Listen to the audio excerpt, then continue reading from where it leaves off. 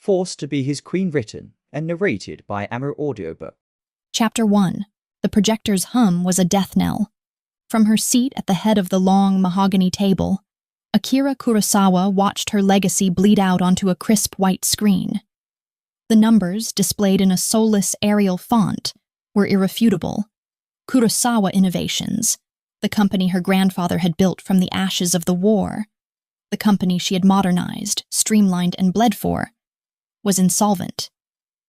The man presenting, a vulture in a $3,000 suit from a rival tech firm, droned on. As you can see, Kurosawa Innovations' debt-to-asset ratio is untenable. The leveraged buyout we are proposing is not just generous, it is a mercy. Akira's spine was steel. A mercy, she repeated, her voice a low, cold blade that cut through the sterile air of the boardroom. You mean a hostile takeover, Mr. Tanaka. You've spent the last 6 months systematically poisoning our supply lines and poaching our senior engineers. This isn't a buyout. It's an assassination. Tanaka offered a slick, empty smile. Business is war, Kurosawa-san. You simply failed to fortify your walls. Her team, her former team, she corrected bitterly, avoided her gaze. They were all men who had sworn loyalty, now staring at their new master. The betrayal was a physical ache in her chest, sharp and hot. She was used to being in control. She was the one who set the terms, who anticipated every move, who dominated every negotiation. But this was a rout. An hour later, it was over. The vote was unanimous. Her authority was stripped, her shares rendered worthless. She had been surgically, brilliantly, and ruthlessly excised. She walked out of the boardroom, her heels clicking a furious rhythm on the marble floor, and found her father waiting in the lobby. He looked smaller than she had ever seen him, his shoulders slumped inside his impeccable suit. He was clutching a simple, unadorned wooden box. "Akira!" he began, his voice cracking. "It's done," she said, her tone flat. "They took it. Everything." "They didn't just take it, my daughter." He held up the box. They sent this." "Sent what?" she snapped, her patience gone. "Another lawsuit?" A final insult. "A tabiki," he whispered, his face ashen. "A guide. A warning." Akira's blood ran cold.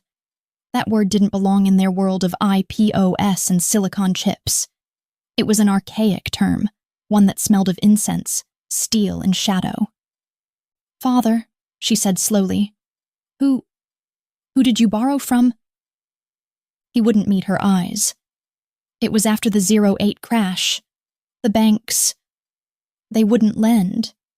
We were over-leveraged. I found a private investor, a holding company. "Which one?" He swallowed, his gaze fixed on the box. "Black Onyx Holdings." Akira's mind raced. Black Onyx, the ghost. The same shell corporation that had financed Tanaka's corporate raid. They hadn't just bought her company, they had owned it all along. They weren't just investors, were they, Father? They were the debt collectors. He finally looked at her, his eyes shining with unshed tears. "The debt, Akira, it wasn't just money. I offered my life as collateral, and if I failed..." "If you failed, what?" "Yours." The world tilted. The sharp, clean lines of the lobby blurred. "Mine. My life." "No," he choked out. "Your hand. In marriage. To their leader, it was an old world agreement. I never thought. I was supposed to have it paid back in 5 years, but the interest? Akira, they are not businessmen. They are the Yamamoto Gumi. The Yakuza." The word hung in the air between them, a toxic cloud. Her father, the brilliant engineer, had made a deal with the devil to save his company, and he had just damned his daughter. "They want you," he whispered, pushing the wooden box into her hands. He has summoned you. Tonight. The address is inside. Akira's fury was a white-hot, clarifying fire.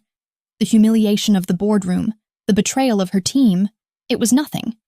This was the real war. She wasn't just a failed CEO. She was a sacrifice. Fine, she said, her voice shaking with a rage so pure it was almost calm. He wants a meeting. I'll give him a negotiation he'll never forget. The address wasn't a neon-lit nightclub or a concrete bunker. It was a serene, sprawling estate hidden behind 20-foot stone walls in the quietest, wealthiest part of Tokyo. Pine trees, centuries old, filtered the moonlight. The only sound was the distant thwack of a shishiku dosha, a bamboo water fountain, striking a stone. She was met at the gate by two silent men in dark, perfectly tailored suits. They didn't frisk her, but their eyes were a physical weight, cataloging her, dismissing her. She was escorted, not through the main house, but along a winding stone path to a small, isolated tea house set in the center of a black sand garden. The shoji screen slid open, and she was ushered inside. The room was traditional, all tatami mats and pale wood, lit by a single soft lantern. A man knelt in the center, his back to her. He was dressed in a simple, dark samao, and he was grinding ink on a stone. This was him, the man who had just stolen her life. "You are late," he said. His voice was not the gravelly growl of a movie gangster. It was deep, smooth, and laced with an unsettling calm. "You've been busy," Akira shot back, remaining standing. She would not kneel. "Assassinating my company took precedence." He paused his grinding.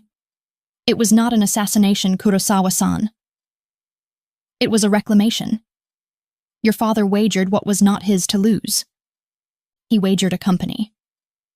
You took it. The debt is paid." "The debt is not paid," he said, still not turning. "The company was collateral." "The debt was the insult. He came to my family begging for help, and then he hid from us. He tried to repay a blood debt with paper money." "I have a proposal," Akira said, channeling the boardroom. "A 5-year repayment plan, 10% interest above prime. I will liquidate my personal assets." He laughed. It was a soft, dry sound, like dead leaves skittering on pavement. He stood, and in one fluid motion he turned. Akira Kurosawa was not easily impressed, but her breath caught. He wasn't a thug.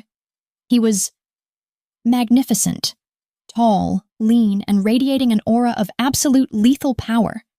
His face was sharp, aristocratic, with high cheekbones and eyes so dark they seemed to drink the light from the room.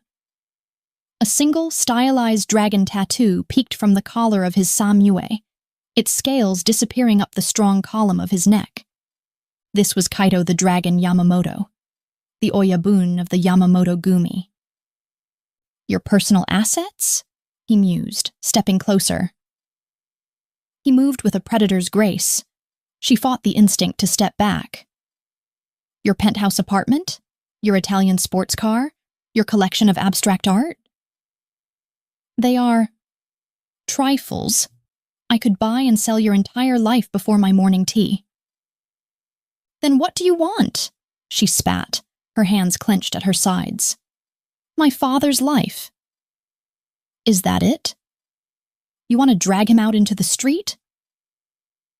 "Your father is a fool," Kaito said, his voice dropping. "But he is an old man." His life would bring me no honor. He was close now, so close she could smell the sandalwood and ink on his skin. "I watched you, Kurosawa-san, for 6 months. I watched you fight." "You watched me?" "I am Black Onyx Holdings," he confirmed. "I was Mr. Tanaka's sole financier. I orchestrated the supply line disruption. I poached your engineers." "You... Why? Why destroy the company you intended to take?" His dark eyes glittered with an emotion she couldn't name. to see what you would do, to see if the Kurosawa blade was still sharp. You did not cry. You did not fold. You adapted. You counterattacked. You were brilliant, and you were beautiful in your fury. This was not a negotiation. This was a seduction, or a slaughter. "I am not for sale," she whispered, her heart hammering against her ribs. "Everything is for sale," he corrected her. "You are a CEO. You understand strategic mergers." He stopped, barely a foot away. The air between them crackled. It wasn't just power. It was chemistry. A raw, dark, undeniable pull that terrified and fascinated her. "Here is my proposal," he said, his voice a velvet purr. "Not your father's? Mine." "I'm not interested." "Your father's debt is forgiven. Your family's honor is restored. Kurosawa Innovations is returned to your control, free and clear. I will personally guarantee its success." Akira stared. "In exchange for—" "What?" "Me," he said. "You? You. For me." He reached out, not to touch her, but to trace the air beside her cheek. She shivered but did not flinch. "Your father promised your hand." "I am here to collect." She recoiled. "You're insane. You can't be serious." "I am always serious. You will marry me." Akira laughed, a sharp, broken sound. "Absolutely not." "It is a contract," he continued, as if she hadn't spoken. "1 year. You will be my wife. You will live in my home. You will be seen at my side. You will be in all ways the Oyaben's queen." "And if I refuse?" His smile vanished. The warmth in the room evaporated, replaced by an Arctic chill. "If you refuse, I will collect the original debt. Your father's life is forfeit.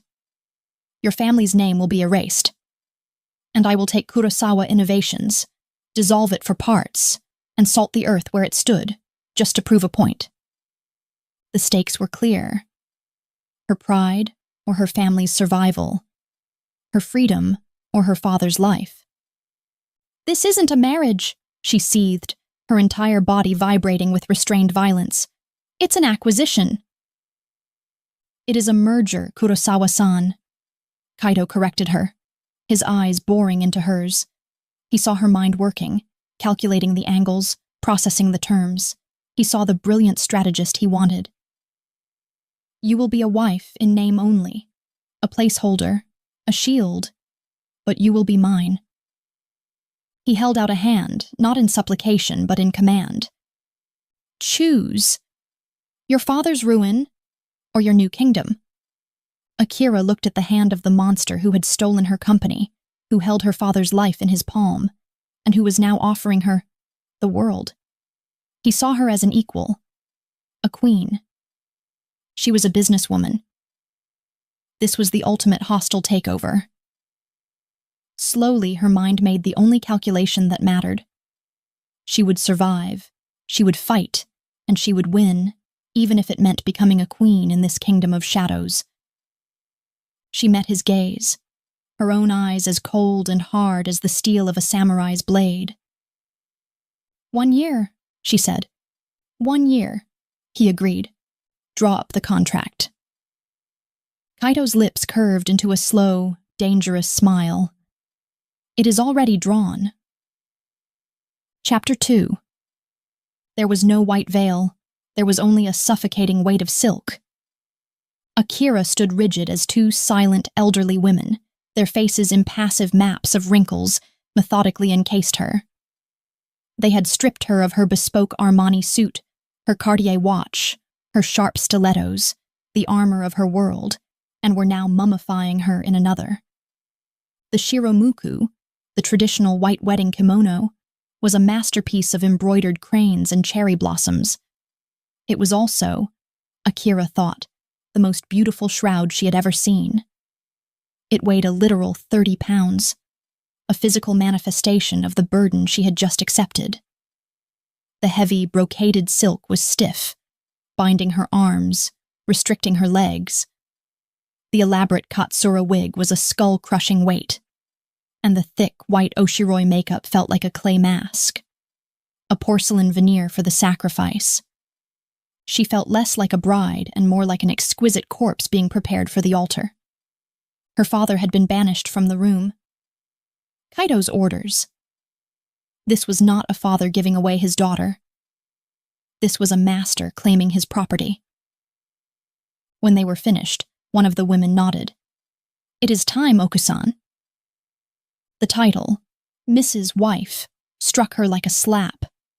It wasn't a term of respect. It was a brand.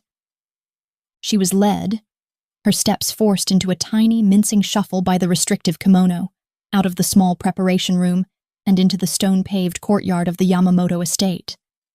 The compound was silent. Not the peaceful silence of the tea house from the night before, but a heavy, watchful quiet. The air was cool, smelling of damp moss, pine, and the sharp, clean scent of incense. The wedding was not a public affair. There were no photographers, no society guests, no media.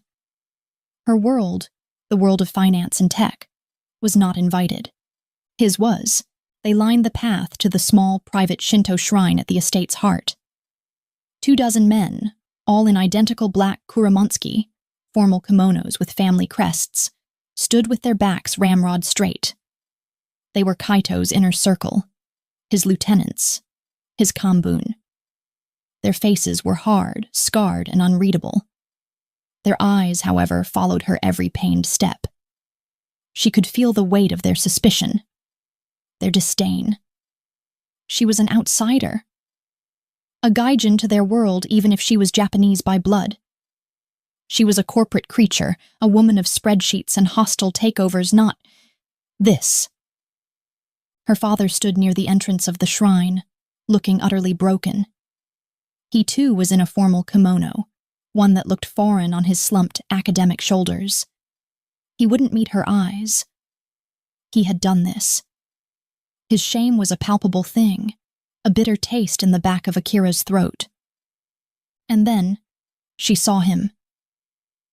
Kaito emerged from the shrine's shadow. If she was a corpse bride, he was a warlord. He was not the modern, ink-grinding recluse from the tea house. He was dressed in a formal Montsuki Haori hakama of the finest black silk, adorned with the 5-leaf kiri crest of the Yamamoto gumi. His hair was slicked back, emphasizing the sharp, aristocratic planes of his face. He radiated an ancient, feudal power that was 1,000 times more intimidating than any boardroom presence. His gaze swept over her, a slow, appraising inventory. He wasn't looking at a woman. He was inspecting an acquisition. His eyes, dark and bottomless, met hers. There was no warmth, no welcome. Only possession. A priest, his white robes stark, began a low, monotonous chant. Akira was guided by the 2 women to stand beside Kaito. He was taller than her, even in the raised geta sandals, and the heat radiating from his body cut through the cool morning air. She could smell the sandalwood on his skin again, but now it was mixed with the sharp scent of starched silk and something else, something uniquely male and dangerous. The ceremony was a blur of ancient, suffocating tradition. The chanting, the bowing, the ritual offerings. Akira moved through it like a puppet, her rage a solid frozen block in her chest. This was a farce, a business transaction dressed up in the robes of sacred ritual. Then came the sansankudo, the 3x3 exchange of sake, the binding. The priestess presented the 3 shallow, lacquered cups. Kaito took the first, the smallest one. He held it, not with his fingertips, but with a masculine grace that was surprisingly elegant. He siped, his movements economical and precise. Then the cup was offered to her. Akira's hand was shaking so badly she could barely grasp the delicate porcelain. Her rage, so cold a moment before, was now a white-hot tremor. This was it, the final symbolic act of surrender. As she raised the cup, a single drop of sake spilled, a clear, crystalline tear, tracing a path down the back of her hand. Before it could fall, his hand covered hers. It wasn't a gentle, reassuring touch. It was a capture. His fingers were long, his grip like a steel manacle. His skin was scorching hot against her cold, clammy flesh. The shock of it, the sheer heat of him, shot up her arm and straight to her core, a jolt of pure, unwelcome electricity. Her head snapped up, her eyes blazing into his. He was watching her, his face an impassive mask, but his eyes were alive. They weren't just dark, they were burning. He saw her fury, he saw her terror, he saw her defiance, and he welcomed it. His thumb, rough with a callus, brushed over her pulse point. He held her gaze as he guided her hand, the one he was still gripping, and brought the cup to his own lips. He drank from the exact spot her lips had been, his eyes never leaving hers. It was not a shared drink. It was a claim, an invasion. He was tasting her, marking her, consuming her. Her breath hitched. A slow, hot burn, entirely separate from her anger, uncurled deep in her belly. She hated it. She hated him for making her feel it. The priestess offered the second, medium-sized cup. This time, Akira drank first. Her hand was steady, but she could still feel the phantom heat of his. When he took it from her, his fingers deliberately brushed hers. He was playing with her, taunting her. By the time they shared the third, largest cup, the air between them was so thick with tension it was a living thing. The scent of the sake, the incense, the pine, and the raw, dangerous scent of him, it was overwhelming. This was no wife in name only. This ritual was ancient, pagan, and intensely carnal. The priest made his final declaration. It was done. The Kambun bowed as one, a low, respectful ojigi. One man, older with a scar that split his left eyebrow, stepped forward. He bowed to Kaito, then turned to her. His gaze was not hostile, but it was far from friendly. It was assessing. "Okusan," he said, his voice a gravel pit rumble. "Welcome to the Yamamoto family." It sounded like a death sentence. Kaito gave a sharp, almost imperceptible nod. The ceremony was over. He turned, not to her, but toward the estate. "Come." It was a command, not a request. Akira's feet felt like lead. The weight of the kimono, the wig, and her new, terrible reality threatened to crush her. She took a step. The wooden geta sandal caught on the uneven stone, and her ankle twisted. She didn't just stumble. She fell. In a move so fast it blurred, Kaito was there. He didn't reach for her. He caught her, his arm a band of forged steel around her waist, yanking her upright and pulling her flush against the solid, unyielding wall of his chest. The impact sent the air from her lungs. She was surrounded by him. The hard, corded muscles of his torso, the immovable strength of his body. Her hands, in their silk-gloved prison, were splayed against his haori. For a stunned second, she was just held, trapped. Then he leaned in. His face was so close his lips brushed the shell of her ear. His hot breath sent a violent, involuntary shiver down her spine. "A queen does not stumble, Akira," he growled, his voice a low, velvet vibration meant only for her. The use of her given name was a violation, an intimacy she hadn't granted. It lit a fuse. "I am not your queen," she hissed, her hands pushing uselessly against the immovable object of his chest. "You are," he murmured, his breath now a warm caress against the sensitive skin of her neck. He didn't move back. If anything, his arm tightened, one hand splayed possessively against the small of her back. "You are my wife, and you will learn to walk as if you own this ground." His thumb brushed the curve of her hip, a slow, deliberate, branding touch that burned through the layers of silk. Because as of this moment, you do. He righted her, but his hand lingered at her waist, a proprietary, inescapable weight. He finally released her, leaving her skin tingling and her nerves screaming. He turned and continued walking, not checking to see if she followed. He knew she would. "It is time for you to see your new home," Kaito Yamamoto said, his back to his bride. Akira stood for a beat, trembling with rage and something else, something hot and dark and terrifyingly alive. She was a prisoner in a silk cage. She was a CEO on enemy territory. She was his. Gritting her teeth, she put one small shackled foot in front of the other. The merger was complete. The war had just begun. Chapter 3. The Yamamoto Gumi main compound was not the ancient, dusty fortress Akira had expected. It was a contradiction, a perfect, terrifying fusion of feudal power and 21st century minimalism. Kaito led her from the shrine, his hand a proprietary weight at the small of her back, guiding her along a covered engawa, a wooden walkway that surrounded a stunning, massive garden. The garden itself was a masterpiece of raked black sand, ancient, twisted pines, and moss-covered stones. It was serene, beautiful, and utterly devoid of life. No birds, no insects. A sterile, controlled perfection. The main house was a sprawling labyrinth of glass, steel, and pale, 1,000-year-old cypress wood. It was a fortress disguised as an art gallery. Floor-to-ceiling windows overlooked the garden, but Akira noted the glass was thick, impossibly so, bulletproof, bomb-proof.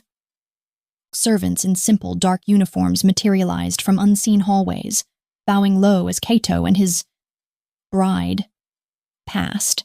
Their faces were blank, their movements silent. It was the seamless, invisible efficiency of a 5-star hotel or a maximum security prison. Akira, still trapped in the 30-pound shiromuku, her feet aching in the wooden geta, felt like a barbarian in a museum. She was a splash of garish, sacrificial color in his world of cool, lethal shadows. Finally, Kaito stopped. They were in a wing of the house so private even the silent servants seemed to melt away. He stood before a set of massive, unadorned cypress doors. He pressed his thumb to a biometric scanner so seamlessly integrated into the wood, she almost missed it. There was a faint, hydraulic hiss.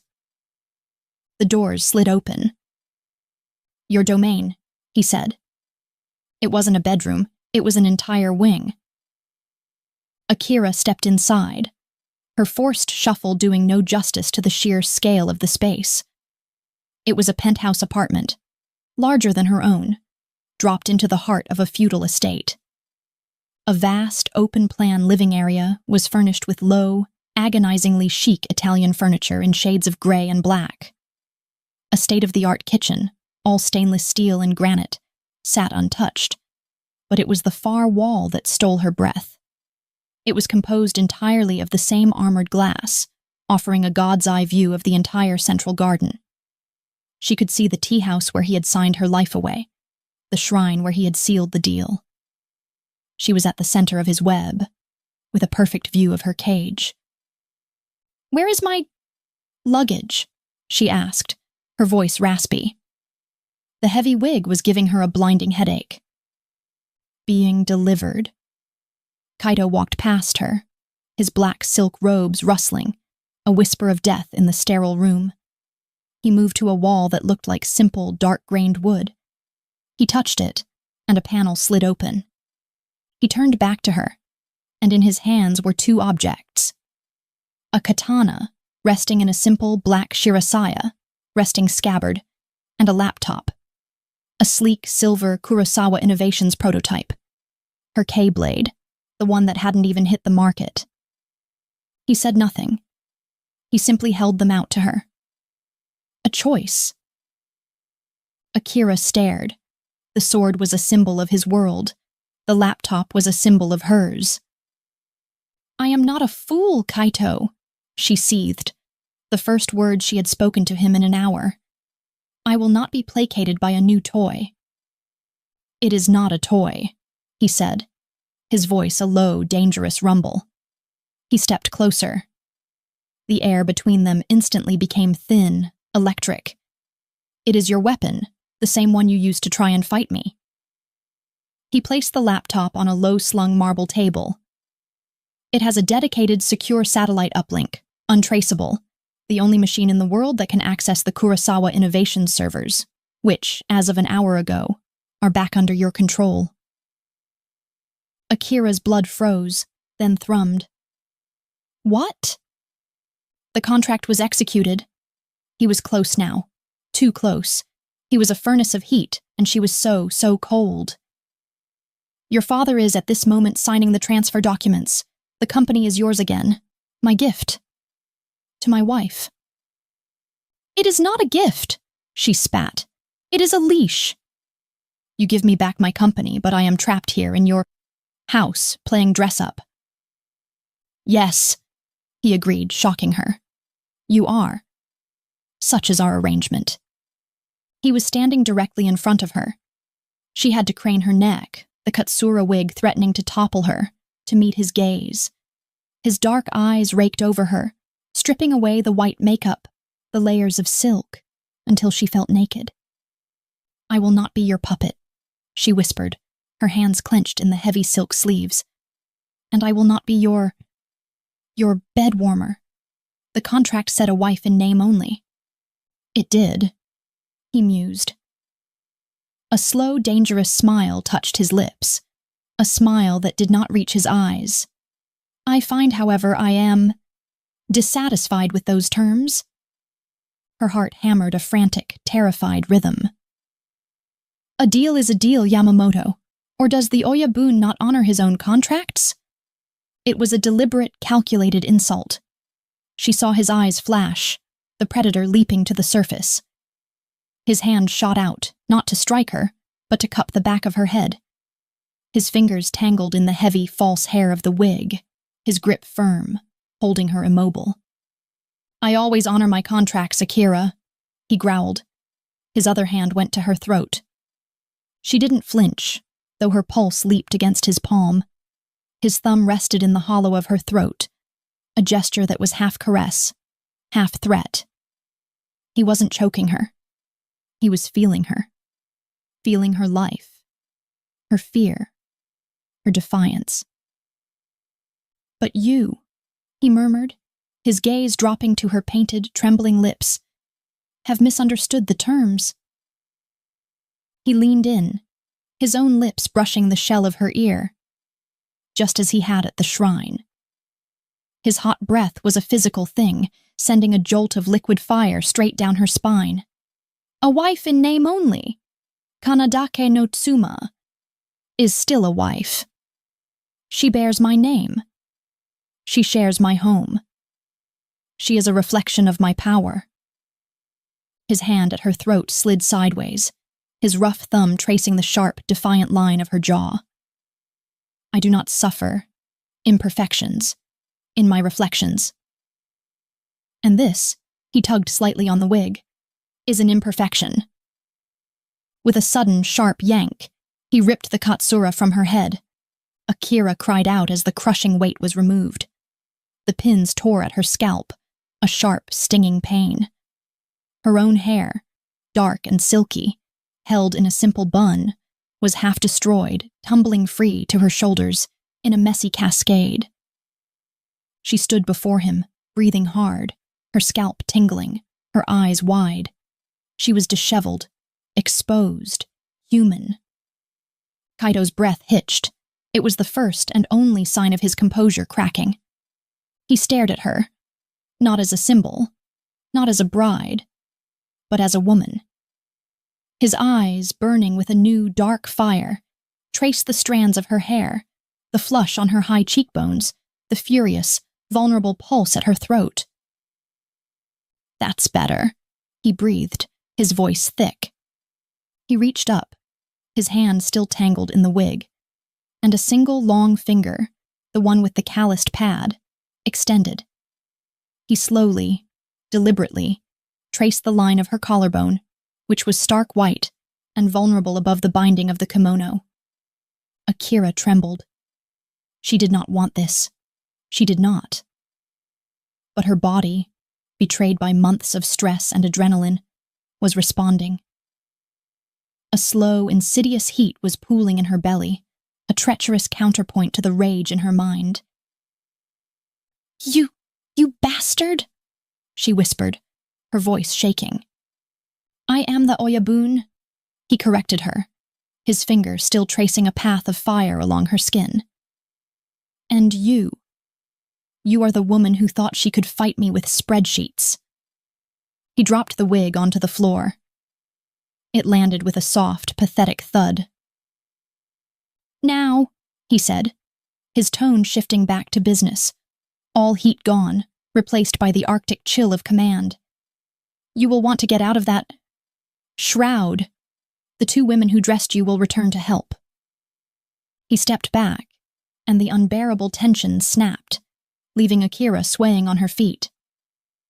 They will draw you a bath, and then you will dress. Dress in what? She said, finding her voice.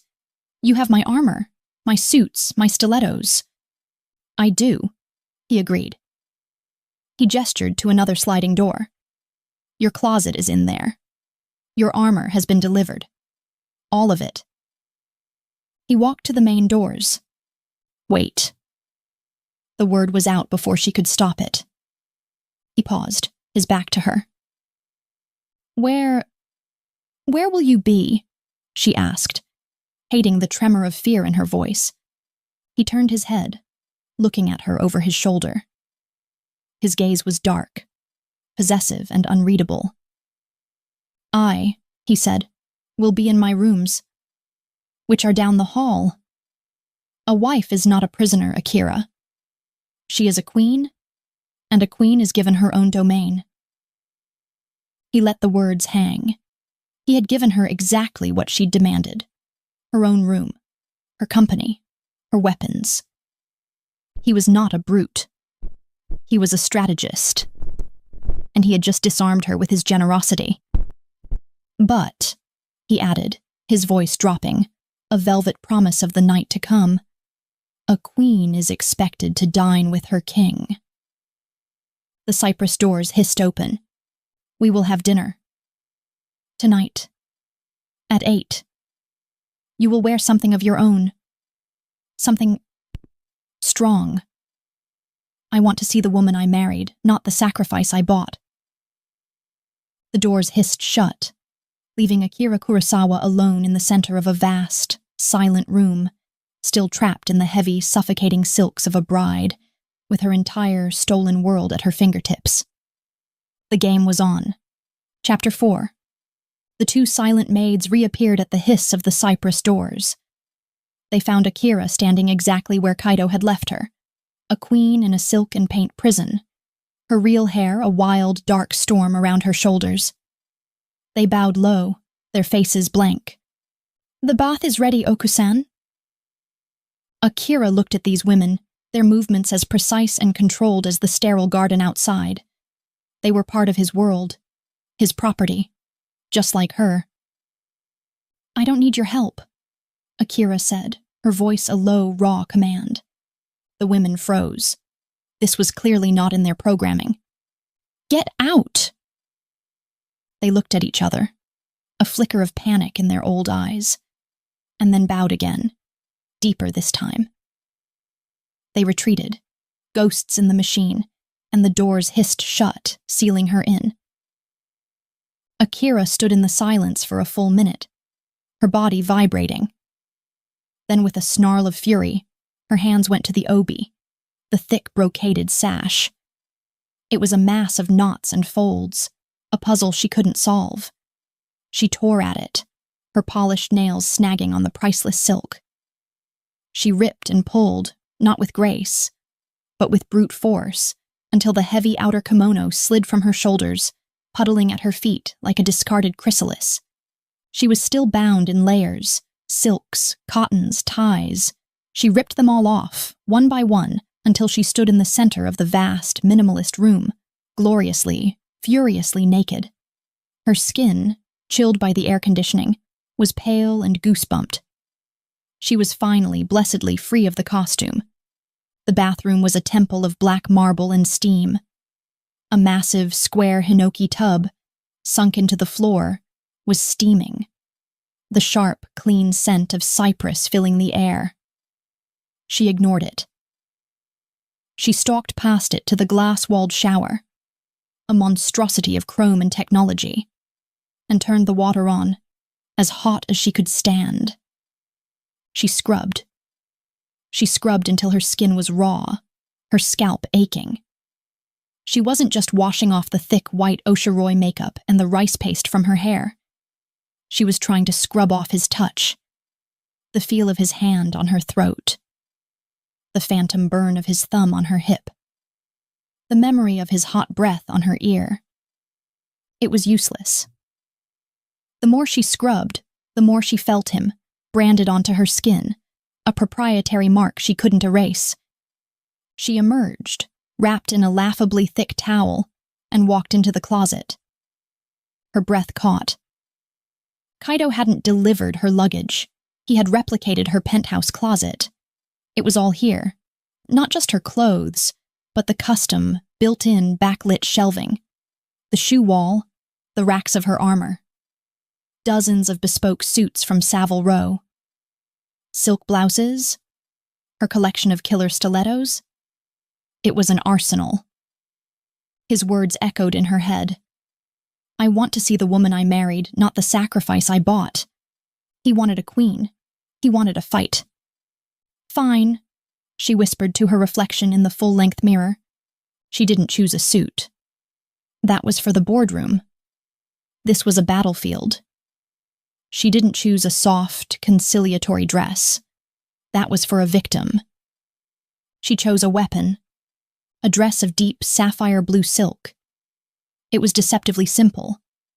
High-necked, long-sleeved, and cut on the bias, it clung to every line of her body like a second liquid skin. It was more restrictive than a kimono, yet it screamed power. She paired it with needle-thin, 4-inch black heels. Her hair, still damp, she blow-dried with savage efficiency, pulling it back into a high, severe, and utterly flawless chignon. Her makeup was her war paint. A sharp, black, liquid liner cat eye and a bold, blood-red lip. When she was done, Akira Kurosawa was gone. The sacrificial bride was gone. In her place was Kaido Yamamoto's wife. At 8 o'clock precisely, she left her domain. She didn't need an escort. She had the layout of the house memorized from her single walkthrough. She was a CEO. She analyzed environments. She found the dining room. It was not the grand hall she'd half expected, filled with his tattooed lieutenants. It was an intimate, terrifying room. A simple, dark wood table was set for 2. The only light came from a constellation of tiny, modern fixtures above, and the entire far wall was again that armored glass, looking out onto the black sand garden, now lit by a cold blue moon. He was already there, and he had changed his armor too. Kaido was not the feudal warlord from the shrine, nor the ink-grinding recluse from the tea-house. He was dressed in a simple, perfectly fitted black cashmere turtleneck and dark trousers. No crests, no robes. It was disarmingly simple, dangerously modern. He looked less like an Oyabun and more like a billionaire tech titan, a predator in civilian clothes. He stood as she entered, his eyes, dark and unreadable, drinking her in. It was not a glance. It was a slow, deliberate, possessive inventory. His gaze started at her severe, perfect hair.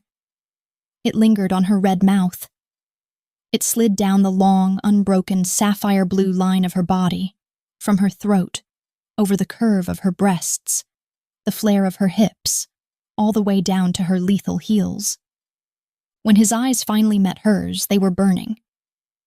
The air in the room, already cool, dropped another 10 degrees, yet a spot between Akira's shoulder blades began to burn. "Akira!" he said. His voice was a low, velvet purr of approval. This was what he'd wanted. Kaito, she replied, her tone pure ice. She moved to the table, but before she could sit, he was there, holding her chair. A perfect, gentlemanly gesture that was so at odds with the man who had bought her, it was a physical shock. She sat, her spine rigid, careful not to let her skin brush his. The meal began. Silent, black-clad servants materialized, serving a flawless multi-course kaiseki meal. Each dish was a work of art. A single perfect piece of otoro sashimi. A clear, fragrant broth. A bamboo shoot grilled to perfection. The food was exquisite, but Akira tasted none of it. It was ash in her mouth. They ate in silence for several minutes, the only sound the faint click of chopsticks on priceless ceramic. The tension was a living thing. A third guest at the table, coiling between them, so thick she could barely breathe. Finally, Kaito spoke. "The K-blade," he said, gesturing to the prototype laptop she had pointedly brought with her and placed on the table. "You've inspected your kingdom?" "My company," she corrected, her voice sharp. "Yes, the servers are clean, the transfer is complete. My father is safe." "He is," Kaito agreed, sipping his sake from a small earthenware cup. "He is also retired. Effective immediately." Akira's chopsticks paused. "You forced him out." "I convinced him that his health and safety were best served by a long, quiet retirement. Far from Tokyo. You are the CEO, Akira. In title and in fact, there is no one to countermand your authority." "Except you," she shot back. His lips curved, that slow, dangerous smile. "I am not your countermand. I am your silent partner, your investor. A king provides for his queen, does he not?" "I am not your queen," she said, her voice a low, furious tremor. "I am a contractor. Here on a 1-year term, and I am not a fool. This gift, what is the catch?" "The catch," Kaito mused, setting down his cup, "is that you are here. With me. The catch is that you are brilliant and you are mine, and I find myself bored with the men I usually employ." "What are you talking about?" "You are a genius at logistics, Akira. Supply chain management. It's how Kurosawa Innovations destroyed its rivals. You didn't build a better product. You built a faster, cheaper, more ruthless delivery system." Akira's blood ran cold. "I don't know what you mean." "Don't you?" He leaned forward, the casual, modern man gone, replaced by the predator. The candlelight from the table cast shadows upwards, making his face a mask of sharp, dangerous planes. "I have a logistics problem, Okusan." He slid a slim black tablet across the dark wood table. It stopped just short of her plate. "A very valuable shipment is arriving at the port of Yokohama in 2 days. It needs to be moved to a private client in Osaka by the end of the week. The usual routes are compromised. The Tokyo police have a new, very zealous task force. They are not open to traditional negotiations." Akira stared at the tablet as if it were a snake. You are asking me to help you smuggle what? Drugs? Weapons?" "I am asking my wife," he said, his voice dropping, becoming intimate, seductive, "for her strategic assessment. I am asking the most brilliant logistician in Japan to look at a puzzle that my associates have been unable to solve." "Go to hell," she whispered. "I am already there, Akira," he said, his eyes glittering, "and I am the king. Look at it, just look at it. As a problem solver, as a CEO, you don't even have to tell me the answer, just indulge my curiosity." She fought it. She truly did. She sat there rigid, her hands fisted in her lap. But her mind, her brilliant, restless, strategic mind, was already racing. Slowly, her hand trembling with a rage she couldn't quite name, she reached for the tablet. She powered it on. It wasn't just a map. It was a full data set. Shipping schedules, port manifests, police patrol routes, down to the minute, trucking company shells, holding warehouses. Her eyes scanned the data, and a small, involuntary sound of disgust escaped her. "This," she said, her voice dripping with contempt, "is pathetic."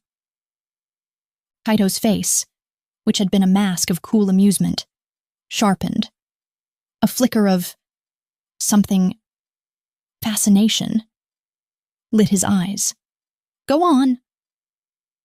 "This is amateur hour," she spat, her fingers flying across the screen, pulling up files. "You're routing all your legitimate cover shipments through 3 shell corporations, but the digital footprints are a mess. They all use the same server in Panama. The registration timestamps are sequential. Any first-year forensics accountant could tie them together in an hour." She was in her element now. This was a hostile takeover. This was a flawed business plan. "And your route," she continued, her voice gaining strength. "You're trying to move the container on the Tomei Expressway? During the day? Disguised as medical supplies? You're inviting a random inspection. You're relying on bribes, not strategy. Bribes are lazy. They are a vulnerability." She looked up at him, her eyes flashing sapphire and ice. "You're not a strategist, Kaito. You're just a bully with a checkbook." The servants had vanished. The room was utterly silent. Kaito stared at her. His face was unreadable, but his chest was rising and falling in a slow, deep rhythm. He wasn't angry. He was captivated. "What?" he said, his voice a low, thick growl. "Would you do, Akira?" She had him. He was hooked. This was her world now. She pushed the tablet back across the table. "I am not your consultant, Kaito." "No," he agreed. "You're not." In one fluid motion, he was out of his chair and standing behind her. Akira's entire body went rigid. She was trapped between the table and his hard, immovable presence. She could feel the heat radiating from his body, could smell the faint, clean scent of his cashmere and his skin. He leaned down. His hot breath stirred the fine hairs at her nape. Her blood turned to fire. "You are," he whispered, his lips so close to her ear, she could feel the vibration of his words. "Absolutely magnificent." His hand came to rest on her shoulder. It wasn't a threat, it was a claim. His thumb, rough with the callus she remembered, brushed the bare, vulnerable skin just above the silk line of her dress. She shivered. A violent, full-body tremor she couldn't suppress.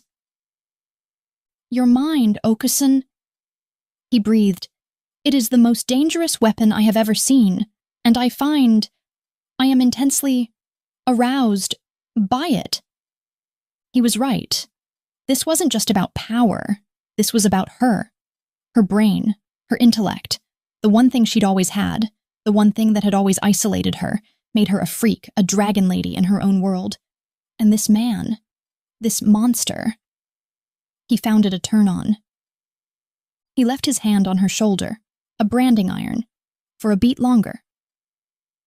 "Think about it," he said, his voice back to its normal, commanding tone. He straightened up, and the oppressive, intimate heat was gone. Akira was left breathing hard, her skin tingling, her heart hammering a furious, syncopated rhythm against her ribs. Kaito walked to the door. "We will discuss your solution in the morning. With my men, I want them to see the new queen of their kingdom." He paused, his hand on the door. "And Akira." She looked up, her eyes still wide, her red lips slightly parted. "Welcome home?" The door slid shut, leaving her alone in the cold, beautiful room, the tablet glowing like a time bomb on the table. She stared at it. "Damn him!" She picked it up and began to design a new supply chain. Chapter 5. Akira hadn't slept.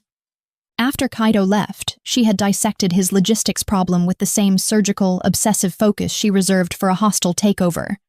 The tablet, her K-Blade laptop, and a fresh pot of black coffee were her only companions. She worked through the night in her silent, armored penthouse, a queen in a sapphire silk prison, the cold moonlight on the sterile black sand her only illumination. She tore his operation apart, not with emotion, but with cold, brutal mathematics. She identified bottlenecks, vulnerabilities, and inefficiencies. Then, she rebuilt it. Her plan was a masterpiece of corporate ruthlessness. It was clean, digital, and utterly impersonal. It relied on data, not muscle, on algorithms, not bribes. It was a strategy born in the boardrooms of her world, now aimed like a weapon in his. By 5 a.m., she had 2 complete plans. One, on the K-Blade, was a new, aggressive 3-year strategy for Kurosawa Innovations, full of R&D overhauls and new market penetrations. The other, on Kaido's black tablet, was a foolproof, untraceable, and highly illegal supply chain route from Yokohama to Osaka. She looked at both, a cold, sick feeling coiling in her gut. They were both just work. Problems to be solved. And that, she realized, was the most terrifying part. She was good at this. At 7 a.m., she showered, the water scalding. This time, she didn't scrub to remove his touch. She scrubbed to sharpen her mind. For this meeting, she chose armor. Not the seductive silk of the night before, but a suit of pure, unadulterated power. It was a bespoke charcoal gray pinstripe, tailored to perfection, worn with a crisp, high-collared white shirt. No cleavage, no softness. She pulled her hair back into a chignon so tight it pulled at her temples, a warrior's knot. Her makeup was minimal, her lips a neutral gloss. Only her heels, black, 5-inch, and silent as a knife, hinted at the woman beneath. When she was ready, she picked up her K-Blade and Kaido's tablet. She was a CEO walking into a board meeting. A servant was waiting outside her door. "Okusin, Yamamoto-sama is waiting for you in the Jodo." The Jodo, the high-level meeting room, the war room. The servant led her not to a Western-style conference room, but deep into the heart of the compound, to a traditional, sprawling tatami hall. It was ancient, the mats smelling of aged grass and cypress, and it was full of men. At least a dozen of Kaido's kambun, his top lieutenants, were kneeling in formal seiza on the tatami floor. They were the same hard-faced, scarred men from the wedding, all in dark, formal kimonos. The room was thick with the scent of man, silk, and old wood, and heavy with a silence that was anything but peaceful. It was the coiled, watchful silence of a predator's den. At the head of the room, on a slightly raised platform, Kaido sat. He was in a formal kuromonsuki again, the picture of a traditional oyabun. He held a closed fan in one hand, his face as impassive as a stone god. He was no longer the modern, cashmere-clad man from dinner. He was their leader, and he was watching her. As one, every man in the room turned to look at her. Akira, in her gray pinstripe suit and 5-inch heels, standing in the doorway of a sacred tatami hall, was an abomination. She was a gaijin in spirit, a corporate woman, a walking, breathing insult to their centuries of tradition. She could feel the waves of their contempt, their disbelief, their outrage.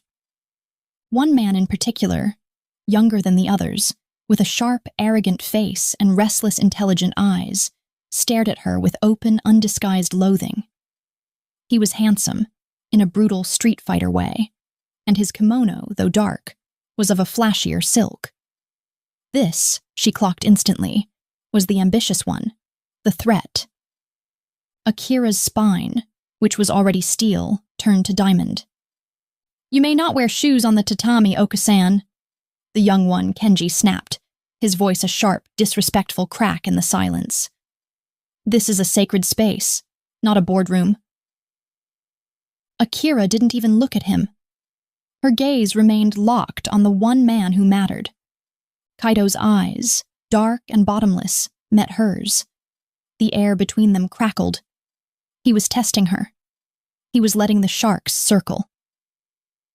"She is not on the tatami, Kenji." Kaido's voice rumbled, not loud, but it cut through the room like a sword, silencing the younger man instantly. "She is on the getabaki, the stone walkway. Show respect." Slowly, Kaido rose. The room, which was already his, became his kingdom. He walked, his movements fluid, from the raised platform, across the tatami, to where she stood at the entrance. He stopped in front of her, a feudal lord addressing his foreign queen. He was so close she could smell the sandalwood on his skin, a stark contrast to the sterile scent of her own suit. He said nothing. He simply held out his hand. It was not a gesture of help. It was a demand.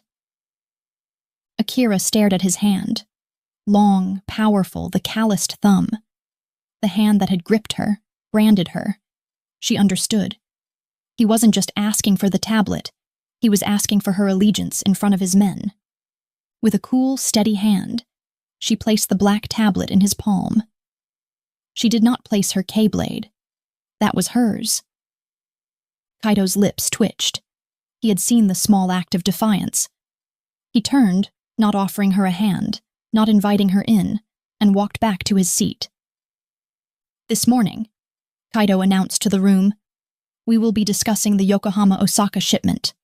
Our traditional methods have been compromised by the new police task force." A low murmur of discontent. "The plan you were given," he continued, "is a failure. It is lazy, it is a vulnerability." He was using her exact words from last night. The men bristled. Kenji looked murderous. "Oyabun, that plan was built on 20 years of—" "It is a failure," Kaido repeated, his voice dropping to a lethal calm, "and it will be discarded." He placed the tablet on the low table in front of him. He tapped a button.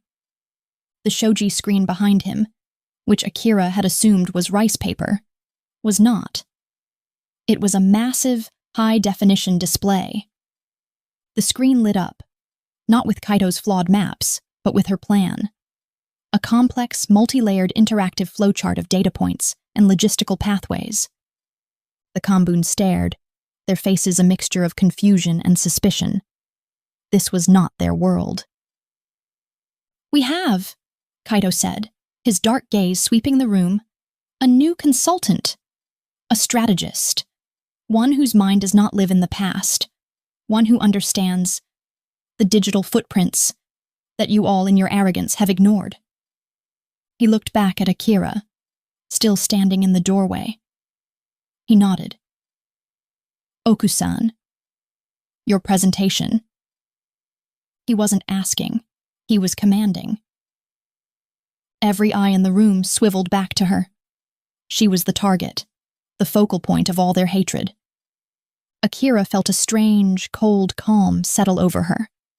She recognized this feeling.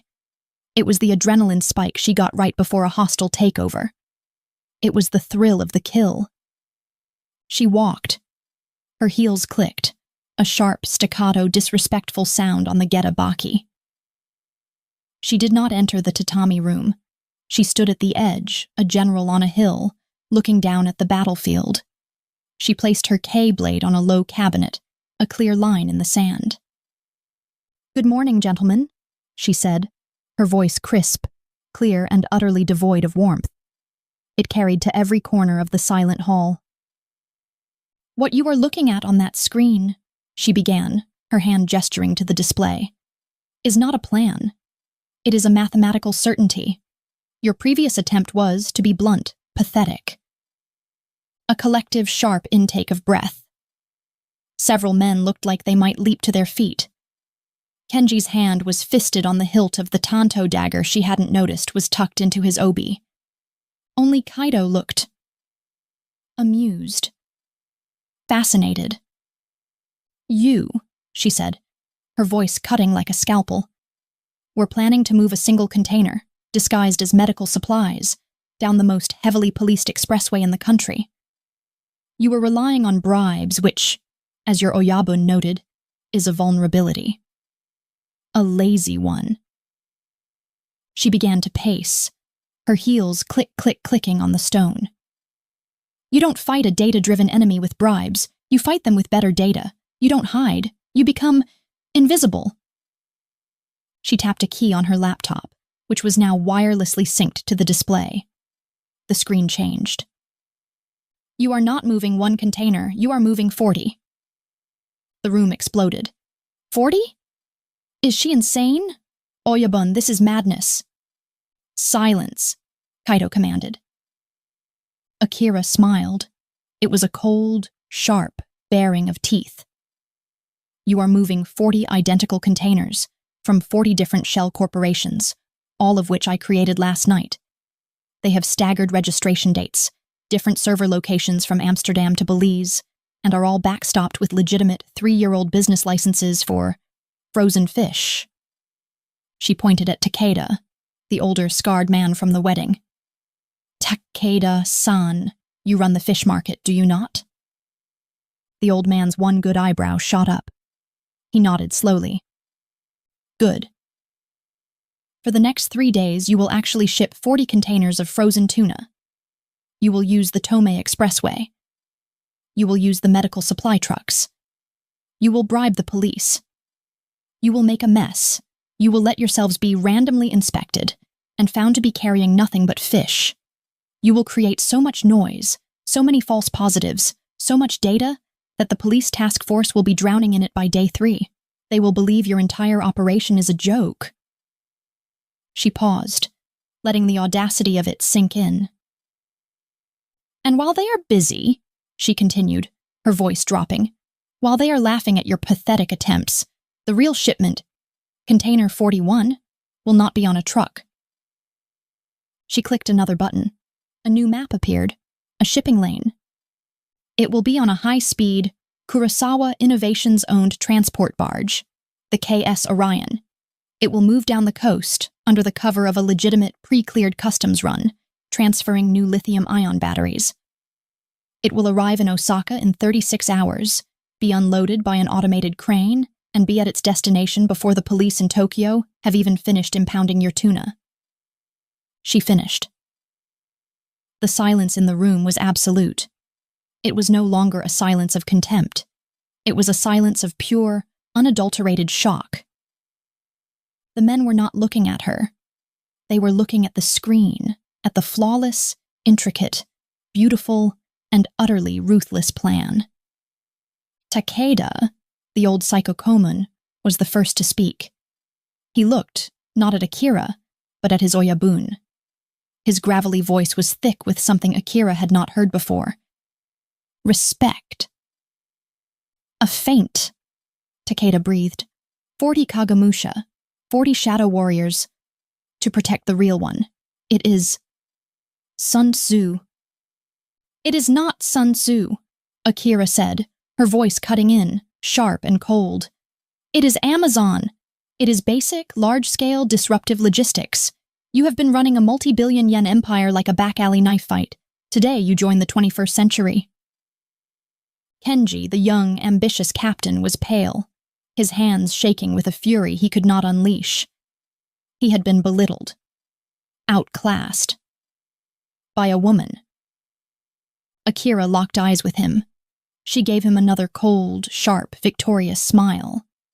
And across the room, at the head, Kaito Yamamoto watched his new wife.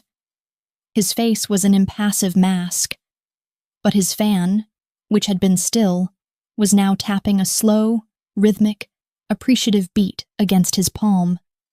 His dark eyes were on fire, and they were fixed, not on the screen, but on her.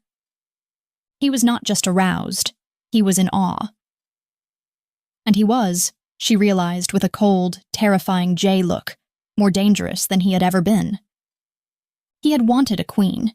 He had just unleashed a goddess of war. Chapter 6. The next 48 hours were a symphony of controlled chaos, and Akira was its conductor. Her penthouse, her domain, transformed into the most high-stakes operations center in Japan. On her left, the K-Blade laptop was a beacon of corporate legitimacy. She spent her days on encrypted video calls, restructuring Kurosawa Innovations' R&D department, firing 3 underperforming executives, and redirecting her new lithium-ion battery project for a Q4 launch. She was a CEO, a shark in familiar legal waters. On her right, Kaito's black tablet was a portal to the underworld. It was synced in real time to the 41 container shipments, a steady digital IV drip of data. It was a perfect, terrifying duality. With one hand, she was building an empire. With the other, she was reinforcing one. She didn't leave her rooms, she barely slept. Meals appeared silently and were left untouched. She existed on a diet of black coffee and adrenaline, a state she recognized. It was the same feverish, obsessive energy that had made her a CEO at 28.